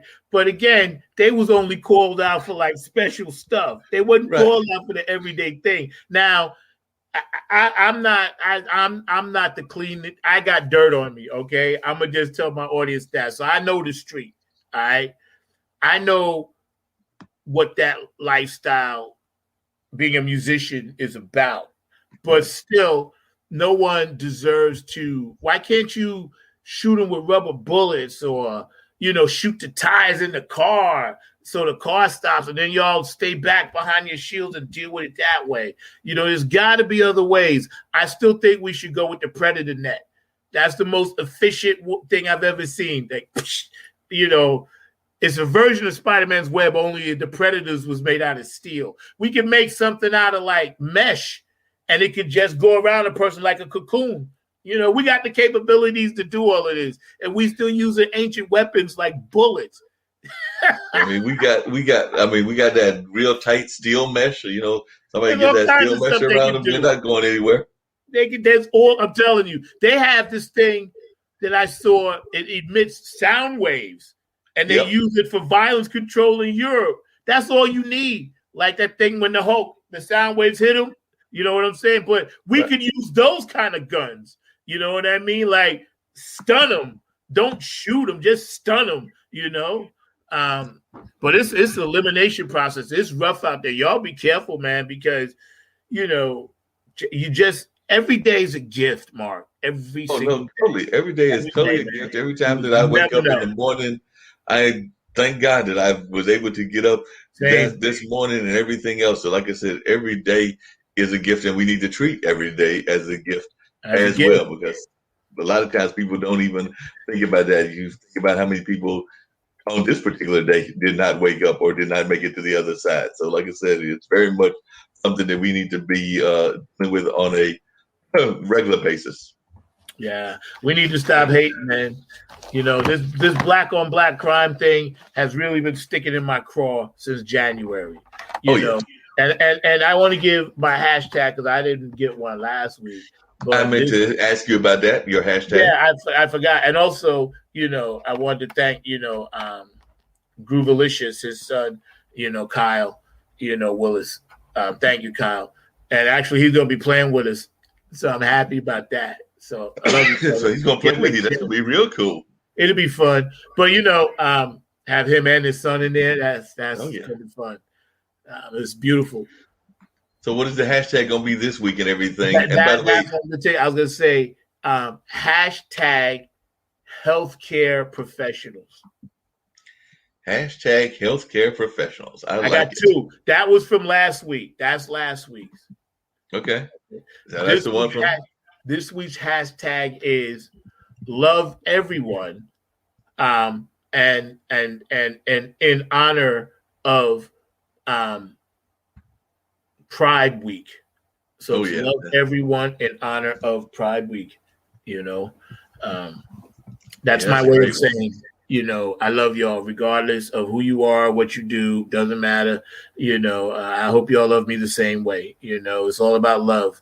I'm not looking at gender, race, creed, color, none of that, because all of that stuff really don't matter. When I was having those 10 surgeries, I didn't care what color the person was that was cutting me open. All I wanted to know is the anesthesia person is waking me up right. You just want to make sure you just want to make sure they were competent in their job. That's all I cared about. When I opened my eyes, I was like, job well done. Boom, I'm back out. You just want to make sure that they were able to do their job and do it effectively. Did you not, bro? Through every surgery, I was never afraid of the surgical procedure itself. The only thing that I ever thought about is when I went out is like, God, just if you're gonna take me, but if not, make sure you wake me up. And like I said, twice didn't happen. I went through some stuff. I won't tell that story. It's not relevant. One day I'll tell you privately, but it's not relevant now. But yeah, man. So I've seen some things. I've seen some things. So the hashtag, the second one was love everyone in honor of Pride Month. Yeah. In honor of Pride Month. That's what I thought you said. Remember 2 years ago when I worked with Jick and we did the parade? I was a tech, man. It was so cool, I love that's one of the things I missed the last 2 years. I've actually been down to that Pride Festival. I actually mentioned it on Jatovi's show, The Gamers Den. But I've been down there 2 or 3 times, and that has got to be one of the most loving festivals that I've ever had the pleasure of going to on a regular basis. Because I think I've been down there twice, and definitely, the one that I'm talking about is on Duke's campus, and a lot of people are there just having a good time. It's after the parade. I'm trying to think if I've caught the parade. I don't think I've caught the parade, but I've definitely gone to the festival that's after the parade. But definitely it's an amazing event. And there's another amazing event that's organized by some members of the LGBT community. And they've now done it twice virtually. So it is actually going on as we're speaking, because I think this is week 2 or week 3. But that's the Beaver Pageant, which is also an environmental pageant as well, because they're doing it to support Ellerby Creek, but it's actually organized by members of the LGBT community. So they actually are doing twofold in what they're doing. So definitely that's an amazing event. And actually, my friend Ray has sent me some pictures that he took from when we could go live and everything. So he had sent some pictures of one from a few years ago. But if you've never been, Zach, you should definitely go attend. And I would urge anybody to go attend. And even the online version is fun as well, because these ladies come dressed up it's almost like cosplay. They come dressed up in costumes, but with a beaver theme. So they might come up as like Star Wars beaver, or they might come as Lady Godiva and everything else. But it's a truly amazing event and a truly fun event. So if you've not been and you get a chance to check it out online, definitely do that. I was going to get to something I know you're a big fan of, just really quickly, but the UFO report came and they basically said that the report was that they didn't know what it was. So I thought that was like the greatest answer of all times is we don't know what it is. So therefore we're not going to say, but we know that there's all kinds of lights and everything else. But according to them, they're like, our report is that we don't know. And I'm sitting there going like, okay, y'all left you all that suspense basically to tell us that you don't know what it is. Yo, I'm having fun with my nieces and nephews. I told them, like, this is how quick it is. Like, yeah, I'm here. And then it's gone. That's what, Now, check this out. Obviously, 98% of what they're putting out there right now is a distraction. It's a distract. Don't fall for it. I'm telling y'all right now, that's not how it works. These things have always been there. Our government has always been studying them. There's tons and tons of information from every government around the world. They've already made contact with these people. They already got the technology. They're already time jumping. They're already space travel. They're already doing this stuff. This other stuff that they're putting out there is just so we can keep funding it. So they got to trickle a little bit out. So they say, hey, tax dollars, we got to study this stuff. And then we all get excited, woohoo, UFOs. And then they're like, okay, we got the money. Now we can go do the real stuff that we've been doing. That's how the circle works. Don't fall for the okie doke, y'all. Yo, this stuff has been around. They started recording this stuff in 1936. Wow. They started taking way before Roswell. And it wasn't even our country. It wasn't even our country. It's countries like India, Japan, Germany, England. Look up these things, man. You'll see, look up the Lockheed Forest. You'll see, the guy took the picture. The picture don't lie with an old-fashioned Polaroid. And there were 2 aliens standing like right there. And he said, I'll give anybody £1 million if they can prove this to be fake. Because he took a picture of his daughter. and in the Lockheed Forest. Y'all look that up. And he got the pictures back, and he's thumbing through them. And then all of a sudden, he's like, yo, what's that? He got 2 pictures, and they're there. And he sent it to Kodak because it was a Kodak camera with Kodak film. And he had the best experts in Kodak verify the picture was authentic. And there's millions. I mean, cave walls, rocks. Y'all, probably think I'm crazy. I keep a lot of minerals around me, elements, crystals, and things like that for a reason. When somebody back then, prehistoric times, drew a UFO on a rock, why would they do that if they didn't see it? They drew elk, they drew bears, they drew themselves, and they drew what they saw in the sky. Oh, yeah. So now we just document it with film. It's been going on. Yeah, they're going to trick. I told y'all last year. I said, watch, they're going to undisclose. If y'all go back and watch some of the shows Mark and I did, we were talking about this. We told you this was going to happen. Because it's time. It's the unveiling, 2020, bro. This is just the tip of the iceberg. This is just the tip of the iceberg and all of that. I know one of the other things, and I know we're in the middle of it and everything that I was just going to touch on real briefly before getting ready to wrap everything up, was we are in the middle of this lovely heat wave. So, but what are your thoughts about how folks can cope with this heat wave and everything? I know that even when you had Linda on, y'all were talking about definitely trying to do what you can exercise-wise, but I'm hoping more people are doing that exercise in the air-conditioned gyms and everything, because this heat wave is no joke. And, this is already early June, and I think we were catching some of it in May. So I'm thinking that folks definitely need to remember to hydrate and do everything else they can, because this might be a very hot summer. I know I had a friend of mine send me a text, and they're already thinking that it's going to be a very hot summer. And I think they meant that both in the sense of politics, but also in the sense of the weather. I agree. And we were talking about this because I mentioned, I was like, I got a feeling this is going to be like the summer of 1978. Back in 78, it was the summer of Sam. Okay, Son of Sam was on the loose. He was on the hunt.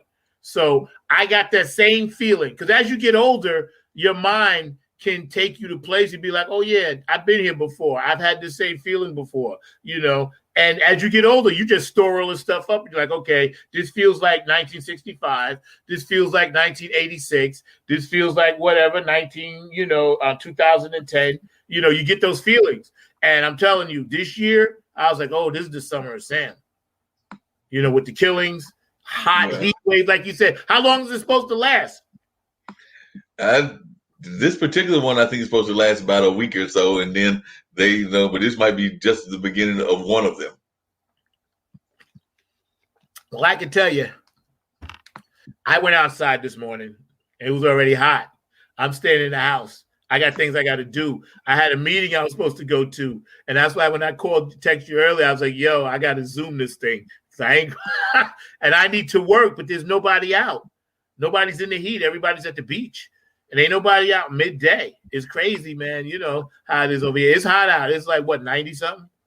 90-something. And now the other question is going to be interesting. It's going to be to see how people are going to do. And Memorial Day definitely was part of it. But now we're getting big conferences, because I know that even as I was watching the NBA games, I think one of those games had like a whole lot of people in the attendance and in the audience. I definitely know that the last race of the horses had a whole lot of people in the audience. So as we're coming out of this pandemic, it's going to be interesting to see how these large crowds play a part as well. As a matter of fact, I just saw an article that said that earlier this week, Miami had its first major in-person business conference since the pandemic began. Miami is definitely an interesting place to have a conference, so it'll be interesting to see. But they said at least 12,000 people flocked to Miami, and guess what they were going there for? It was a Bitcoin conference. So the first major conference in Miami was a Bitcoin conference. So that, folks are all into the digital wallets and the Bitcoin and all of that. So I know that had to be packed. I had a chance to do it. I kind of stayed away because it feels like a pyramid scheme to me. And then I was talking to another economic person. They said, it's cool, but it may crash. You never know. And then your money's gone. I ain't really with that. Yeah, I get offers all the time. Hey, I need $50. I was like, I ain't got $50. You know what I'm saying? I ain't joining no thing. Now, I'm not saying it isn't working. It's profitable for somebody, Somebody's making money from it. There's always ways, people looking for that quick investment. Invest in the Nappyhead Funk Army. Ask me and I'll send you my proposal. That's what y'all need to invest in. Because we trying to spread peace, love, and hope with my music. That's tangible. You can hold on to that forever. Bitcoin may be gone tomorrow. That's right, but the Nappyhead Funk Army is going to be around forever. Even if Zack's not here, like I said, because even if Zack's not here, the music is going to be out there forever. So like we say in New York, forever. Right. Forever. So he's going to be able to give you something that you can actually benefit from. So I agree. Get in touch with Zack so that he can actually get this whole thing off the ground and take off. So we want Zack to have like this major appearance. We've already put it out into the universe that the Nappyhead Funk Army will be appearing at the Grammys in 2022, as well as the I think that we've already put it out in the universe at least a couple of times, that Super Bowl 2022 or 2023, because we got to have a funk presence at the Super Bowl in football, and maybe an NBA All-Star game as well. So I already put that out there. Here's my dream. My dream is to have, if Boosie and George and say Mike and Ski and Maceo and whoever's on drums, maybe Dennis Chambers, and then have their backup guitars, and then have a few Nappyhead people, and I'm up there with them. I will shake the tambourine. I'll be more than happy.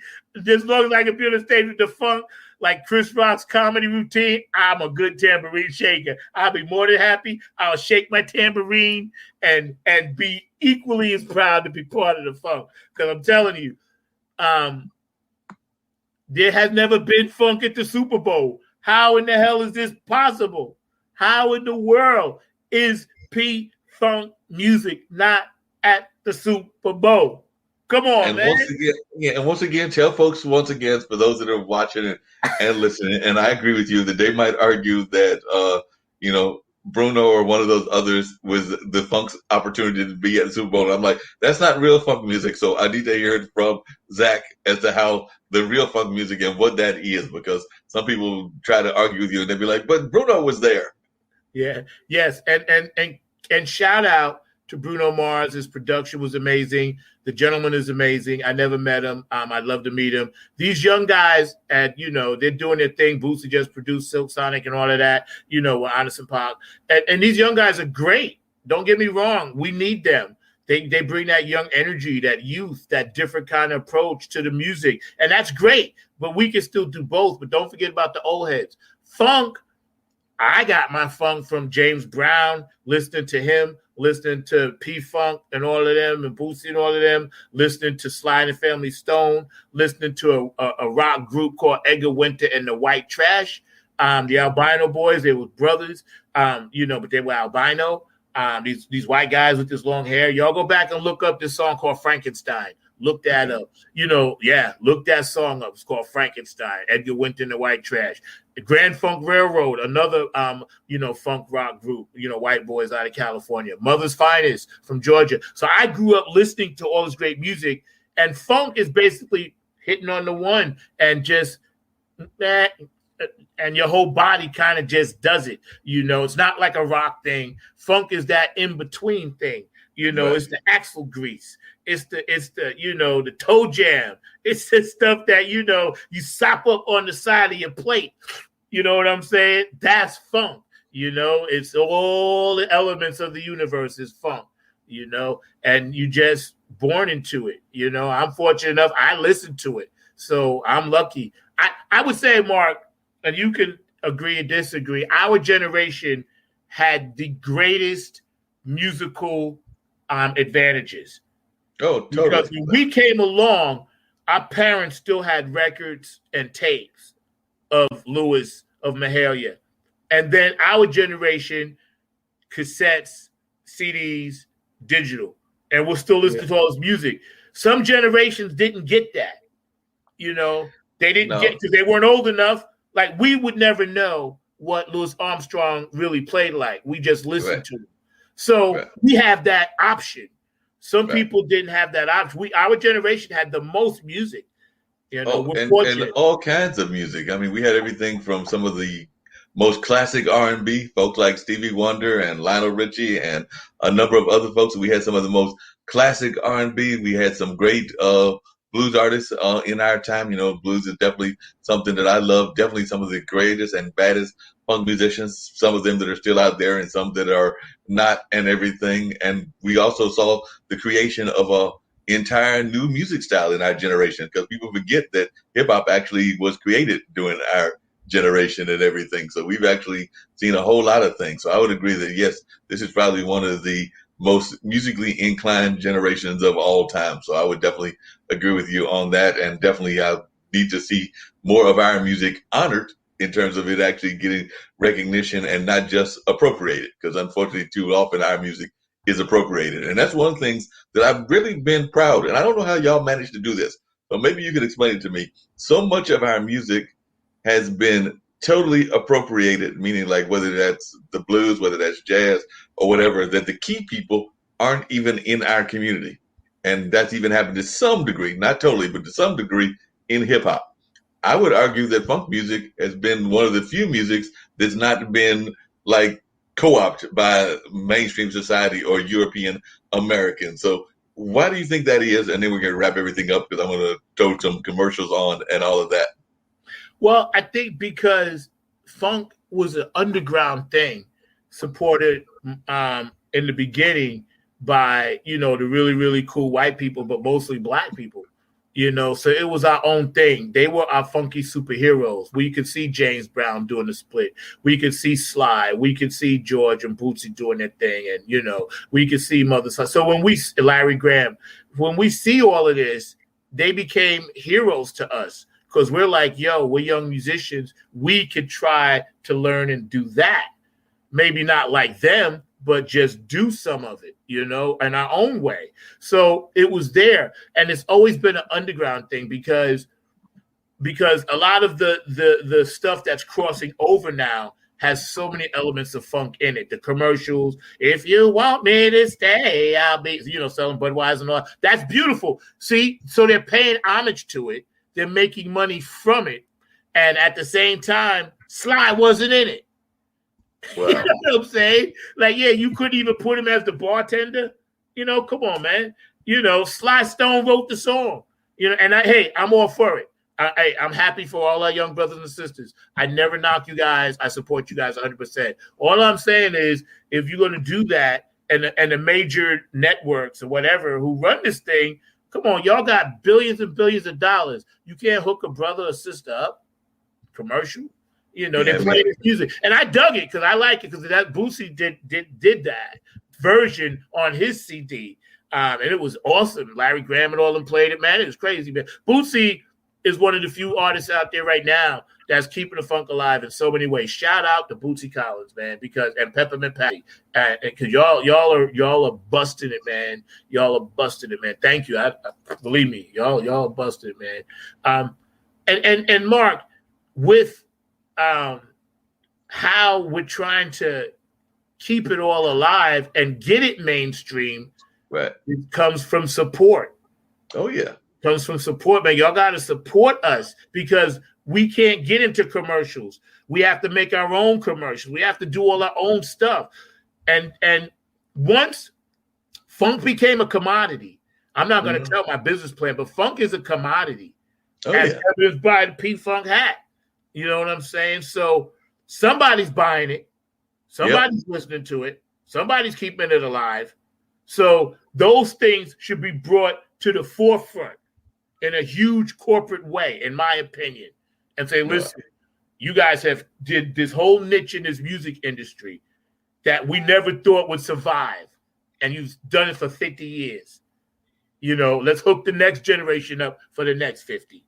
You know? No, I agree. We definitely got to do that, and we got to get them to actually support the various things that you're doing in terms of getting those corporations to support you as well. Because I know that on the show that you do on the other network and everything that you talk about Monster, but I want Monster support everything that you do, and Aquafina and a number of the other ones. Right.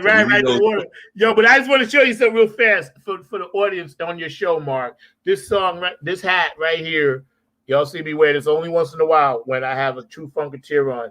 All right, you see that? That's signed by Bootsy Collins. Yep. Signed by Bootsy. I see the Bootsy signature. All right. So Bootsy baptized me and kissed me on my head. He literally did that. Gave me the. That was his way of saying, "Go ahead and funk it up, son." So he gave you the permission. Gave you. It's real, baby. It's real. And I don't show that too often. People don't even know. This hat stays in a special place. I only bring it out when I got Linda or Peppermint Patty or Donna, somebody. Then it comes out. Other than that. And Mark, you've been a great host, man. Thank you for having me on your show. I appreciate it. Oh, no problem. Yeah, definitely. Get ready to wind up a couple of the commercials of some of the other shows that exist and everything. But I definitely appreciate you being on here, sharing your wisdom and all of that. So I definitely thoroughly appreciate our conversation and everything. By the way, do the Club Funketeers have anything coming up soon? Because I love Peppermint Patty, and I would love. They do. Yeah, they do. They're working on this massive line dance conglomeration with other line dancers. And Brenda Woods is working on her roller skating club as well, which is involved in the Club Funketeers. So, yes, they got some stuff popping. Y'all can follow them. Go to clubfunketeers.com. BoosieCollins.com, and y'all check that out, man. Support everything. George and his crew P-Funk, they're touring again. They get ready to go out. Dumpster Funk, they've been out there, for a minute. They got new videos, and Dumpster Funk's new music is hot. I love y'all down there, Ian, and my man Tony and all man. I love you guys. I'd love to open up for you guys one day. Dumpster Funk is hot. There's a few, serious things that's going to pop off. So I think that it's going to be a good funky year. It's going to be hot. Summer of Sam is going to be good funky year. What did Jasmine say? 2020 fun. 2020 fun. That's what Jazz said. 2020 fun, y'all. Have plenty of it. We're going to have plenty of it. Well, Zach, I appreciate you being on. I know you got that other business call. I got some other things I got to get ready to do because we got that lovely expo that Eric Kelly is doing, or as he calls it, the Black Business Olympics, that'll be taking place starting on tomorrow morning. So I know he's got some great business entrepreneurs and a number of other folks that will be coming on, and George Truly will be his tech director for that. So I'm looking forward to hearing some great and amazing speakers for a whole week just about. So like I said, I know that I've actually been meeting with some of them. One of them was a young lady from Georgia who's all about positivity and supporting our business community. Another was a gentleman associated with Russell Simmons. So he was actually one of the founders of Russ Simmons' Deaf Poetry Jam. So he'll be on there as well. And of course, Dr. George Frazier will be making a return trip. So like I said, that's just some of the folks, and that's some of the folks that are national/international, but there's some local folks as well, like Maxine Phillips McCoy and Kimberly McLean and a number of others. So it should be some great conversations going on in that regards. But right now I'm going to put on some of these shows that we also have airing, including Talking Upstream and, of course, Sasha and what he does with investment and chess. And if the big boss lady pops in before I run these 3 or 4 commercials, we'll bring her in. But you don't have to stick around for that because you've got an important business call. So if she doesn't pop in, then we're going to wrap it up. I'll stay for a minute. I'm just checking some messages. I'll stay for a minute because my thing is at 4 o'clock. Cool. I don't mind. Cool. Today's the day I feel like hanging out with you because it's too hot. What else? It's too hot. You know what I'm saying? My Knicks are out of the playoffs, bounced out. I'm so pissed off. You know what I was doing? What was weird? I was laying in bed the other night because I wanted to get Errol back on from Reese K back, right? On my other show. Right. And last night, for some reason, I'm thinking, who is the Mount Rushmore quarterbacks? And I figured out my list. It's taken me about, 30 years. But I finally figured out my list. So if you want, on the other side of this, I'll tell you what I thought. Yeah, I want to know this list. I want to know if my boy Fran's on your list. But like I said, no. No. Only 4. Mount Rushmore's only 4. So I'm going to tell you. All right, I got something for you. That sounds good.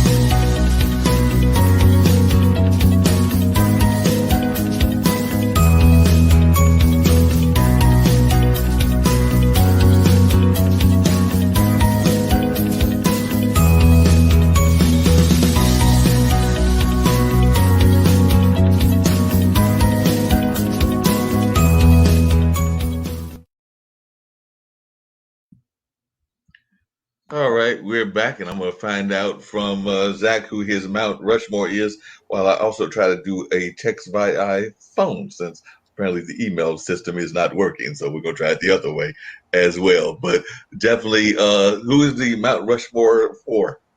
Well, let's break it down like this. We got a minute, right? We got a little time, right? Yeah. It's going to be a minute. I got to break it down. Okay. I took into these are the things I had to take into consideration first. I had to take into consideration errors, rule changes, and ground conditions, Right. meaning surfaces. So what I did is I'm going to tell you where I start from. I'm going to start from the Green Bay Packers, 1960. All the way to, and I end at the Peyton Manning, Tom Brady era. Mahomes and these guys and the Aaron Rodgers, he didn't quite make it in. Just that group that I'm going to judge, only because he didn't quite make it in. So the newer batch, I would have to judge them 10 years from now. So that's where we are. That's my judgment. I would say from 1960 to when was the last time Tom Brady really was good in a Super Bowl? I would say the one against he beat Peyton Manning. Right. I'm stopping right there. Okay, that's my cutoff line. Now, weather conditions, outdoor stadiums, East Coast, Northern, Midwestern stadium, Chicago, Minnesota, Cleveland, Pittsburgh, New York.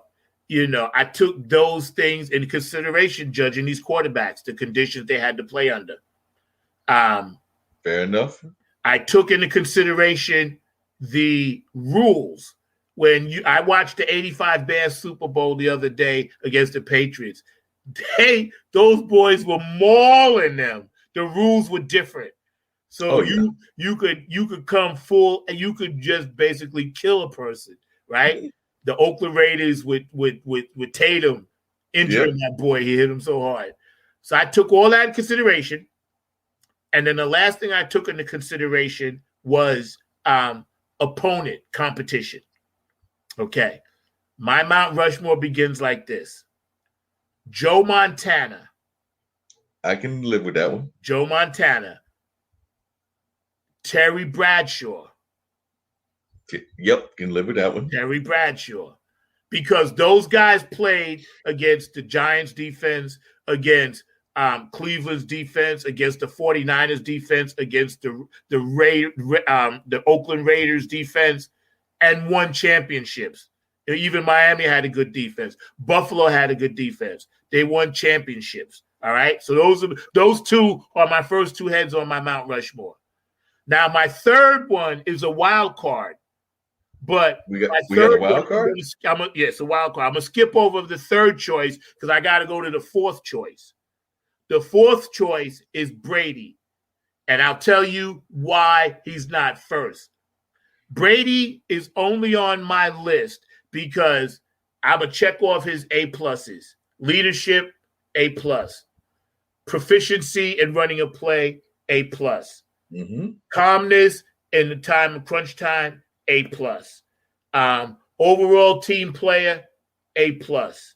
Understanding he's the face of the league, A+. Trying to do all the right things. Yeah, he made some mistakes in life, but we all do. I give him a B. So that's why he's on the list, because his numbers in the amount of championships he won, I take 4 of them away.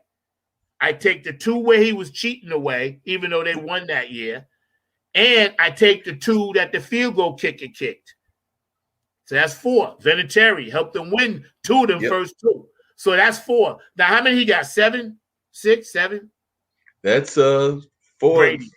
Yeah, Brady. No, I'm saying, but Brady got 7 championships or 6? Brady got, I think, 7. Yeah, I think he said the record. So the other 3, I'll give him them. But I ain't giving him everything. But he's on the Mount Rushmore for those reasons. All right? So I got Montana, I got Bradshaw, my wild card, then I got Brady. Now, my wild card is very hard. It could be Marino, It could be Jim Kelly. It could be oh man, who's the other guy I was thinking about? Dan Fouts. Dan Fouts you'd have on there? He's on the wild card. No, I haven't put a wild person in the third slot yet. I'm just telling you my choices I got to pick from. I may not be able to come back and this until next week and tell you because I'm still working on my third choice because I got Fouts was great. Marino was great. Kelly was great, but Jim Kelly went against the 49ers defense. Buffalo, they had a chance to win it at the end and couldn't pull it off. So, every time they played Dallas in the Super Bowl, Now, Peyton Manning is another wild card. He ain't on my Hall of Fame. I love Peyton Manning, but he ain't on the Hall of Fame. So he's in that wild card. I got like 5 or 6 wild cards that I can't make up my mind which goes in there. And I'll be honest with you, my mind was leaning towards Marino. That's what I was thinking. I was thinking Marino when you were naming the names. But he didn't give me nothing. I didn't win with him. You know what I'm saying? Right. So, you didn't win with it, but he definitely, like I said, those guys never won Super Bowl. Marino, Fouts, Kelly, and they never won Super Bowls. Right. And Kelly was with Buffalo. Yes. Never won a Super Bowl. Manning, he probably would be my choice. If I had to do it politically and be like in front of millions of people, I would slot Peyton Manning in that slot. He's the first of my wild because he's Peyton Manning. He's a Manning. He's a Manning. You got to go with the Mannings, but I'm saying, but it's a wild card slot. I'll let y'all know next week. Let us know for sure because next week we got to figure out who's going to be the winner next week. Speaking of sports and everything, well, one, I just realized that the Hurricanes are probably not going to be making it to the Stanley Cup because they're down 3-1. So, they lost yesterday. They had lost 2 here at home. Then they went to Nashville and Nashville's who they played the last round. They went to Tampa Bay. And they won a game and then they lost a game. So they're 3-1 and they'll play Tuesday. So maybe they can keep it alive. But if not, they'll go down 4-1. But, it's hard to come back 3-1. So we can hope that they can win because they actually had the home field advantage. So if they can steal one more in Tampa Bay and hold court in the Raleigh area, then they can still win. Didn't Tampa Bay win the Cup last year? Tampa Bay won the Cup last year. I love Carolina, but y'all ain't got a shot. The Tampa Bay, them boys be skating. You know what's fascinating about hockey, Mark? What's that? These are some of the baddest mugs on the planet. I watched him I seen a guy, he was skating so fast, and then he did a goal between his legs. He looked back and like to the goalie over there, bang. I was like, these boys are badasses. Oh no, they bad as they want to be. Sometimes even more tougher. Sometimes even more tougher than the NBA players. And we know today we're gonna find out about that Game 7 and see whether. What time is that? That should be coming on. I believe that's in the afternoon. I'm going to double check right now. And tell us what time it is. While we're doing a little sports talk out there on Mark's show. Yeah, we can do a little sports talk. I love sports. What is this called? A roundtable? A podcast table? What are we doing? Podcast roundtable. Roundtable. They got to change the IBM thing on the emblem up there. Tell them to do that because we're no longer that. Yep.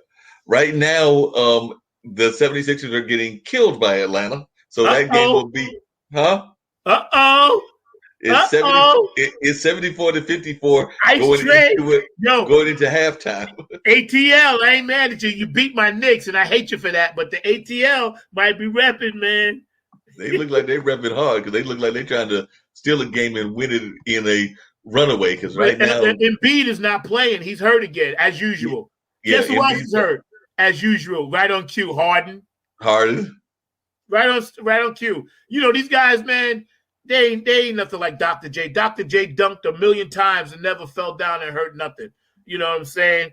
Wilt Chamberlain scored 100 points, played the whole damn game. Moses never took off. Larry Bird with a bad bat was shooting threes.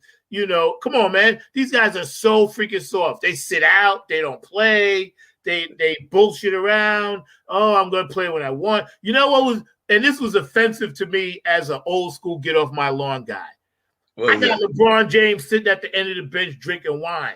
You know what I'm saying? Come on, man. I know he was off, wasn't playing, but you got to show me that. That didn't make any sense at all. And then you're going to come out with that whole, I'm going to go play with the Space Jams versus going to the Olympics. What you doing, Bron? Come on, bro. Man, you better than that, man. You got to give your people something. You can't just do that, walk away. You know, how you think them young guys felt when he did that? He with LeBron, see, this is why I don't hate him, and I root for any brother that's winning championships. But at the same time, it's almost like, well, if any team that wins is because of LeBron, and then when he's on a team and they lose, it's everybody else. You know what I'm saying? And that's cool. I mean, I don't get that narrative. He's got billions of dollars. Please support me, LeBron. I ain't mad at you. You want to support me then? I got you. You can sit at the end of the bench and smoke weed. I don't care. You never can't tell. He might decide to own his own team. You know, that's what happened with D Wade, who has now got his own team and his own TV series. Because I did watch a little bit of The Cube as well, which is this game show that he's doing that apparently they got from Australia by way of Britain, or maybe it was Britain by way of Australia. But either way, it was airing in other countries before it came here, and he's the host of that. And it actually looked like it was a fun little show with all kinds of strategy games and it's things like the old-fashioned Beat the Clock. Remember that show, Beat the Clock? It's like that. It does. It is kind of like Beat the Clock. Yeah, you're right. You know, with like some twist games, you know, but you still got to beat the clock within that time frame. So you're right. Yeah. That's all it is. They just remodeled it. I saw the preview. I was like, oh, that's Beat the Clock. You can't fool me. I'm too old. See, I love being old. I love it because everything that comes to us, like, yeah, I see that. I see that. I see that. I see that. Like, been there, done there, been there, done that. But one of the things that Barkley brought up in one of their sports shows on the network, and I was wondering your thoughts on this, is that he also blamed, and you were talking about blaming the athletes, he was also blaming the doctors, because apparently a couple of these trainers and doctors were letting folks go back into the games, even though they plainly were not ready to go back into the game. I saw he said that, yeah. And Anthony Davis was hurt. Yeah, and so I've got to agree with him on that. And I think the same thing could even be said with Harden and a couple of the other ones. You know, I know y'all want to win the title, and I know the coaches and even the players are pressuring you to let them back in. But, you know, your job is to actually not let them hurt themselves. So I'm sitting there going like, if you're going to do your job, then if the player cannot do it, don't just write the note because you wanted them to get off and everything. You know, that reminds me of like the old back in when you were in high school or college, and somebody might let you off the hook because you were a athlete of some sort or another. So I didn't buy it then, and I don't buy it now. Yeah, you know, it's just a different time. These guys, you know, they got $1 million bodies that crack like China. You know what I'm saying? Like, again, I ain't mad because these brothers are all miniature corporations. So I wish them all well. You know, I'm glad to see that. But at the same time, you know, I understand how the presentation of it from the other side. You know, as a fan, no fan can afford to pay $28,000 for a front court seat. So how do you watch it? You watch it from TV or you sit up in the crow's nest. You know, it should be reversed. You know, like everybody with money, the stars come out. Now, none of these stars was there during the season. You know, and I'm not talking about a COVID. I'm just talking about regular, you know. Then all of a sudden the Knicks got good, and then all of a sudden everybody shows up just so they can be seen on TV. To me, that's all bullshit. You know, Spike Lee, yes. Chris Rock, yes. Woody Allen and his wife, yes. You know, a few people that are always there. You guys have always been there. So kudos to you. And Spike, I'd like to be in one of your movies, please. I can do Morris. You could definitely do the shoes. Put me in Spike. Must be the shoes. I can say that. You know, you can handle that with no problem at all. I know. Yeah, I'm auditioning for everybody right now. Since you let me go for it, I'm going for audition for everybody right now. I want to be in something. You heard that, and I do have friends that watch. They're in the movie making business and everything. So you heard it right now. Zach is auditioning for any parts that he can get. So if you have a role for Zach, do let him know, because I do know that my friend Ronnie Waters sometimes will go back and watch, and I've got some other friends in the movie industry. So even our other Zach. So Zach, that's on the does the Talking Upstream. If you've got a part, the other Zach is ready. Hey, maybe we could have a show called The Three Zacks. We'll get you, Zach Wiseman, and Zach Hawkins, the politician, all on this same show, and it could be like one of those shows that's got like the three amigos or something like that, but it'll be the three Zacks. Hey, I like that. Set it up. I'll do it. You do the three Zacks. I'll do it. I don't mind. He's totally down for the three Zacks. Well, it looks like Miss Lady is. I sent her both the text by phone and by everything else. Oh, she just wanted to know where it is on YouTube. So, because I think we're gonna wrap it up, and I'll send her the YouTube version as well because she was asking where the YouTube was. So I'm gonna throw on some more of the whole ads and everything. And I know I've got to get to some meetings. Zach's got to get to some meetings, and Zach's already found his food, but I've got to find me some food as well. So that's also on my agenda. But Zach, as always, it's been a pleasure sitting over here. You too, Mark. Thank you for having me on the show. Y'all stay hydrated. Peace and love. Namaste. Peace and love. So we're going to get ready to show those ads one more time, as well as the airplane on out of here. So I'm going to do talking upstream and then the airplane on out of here.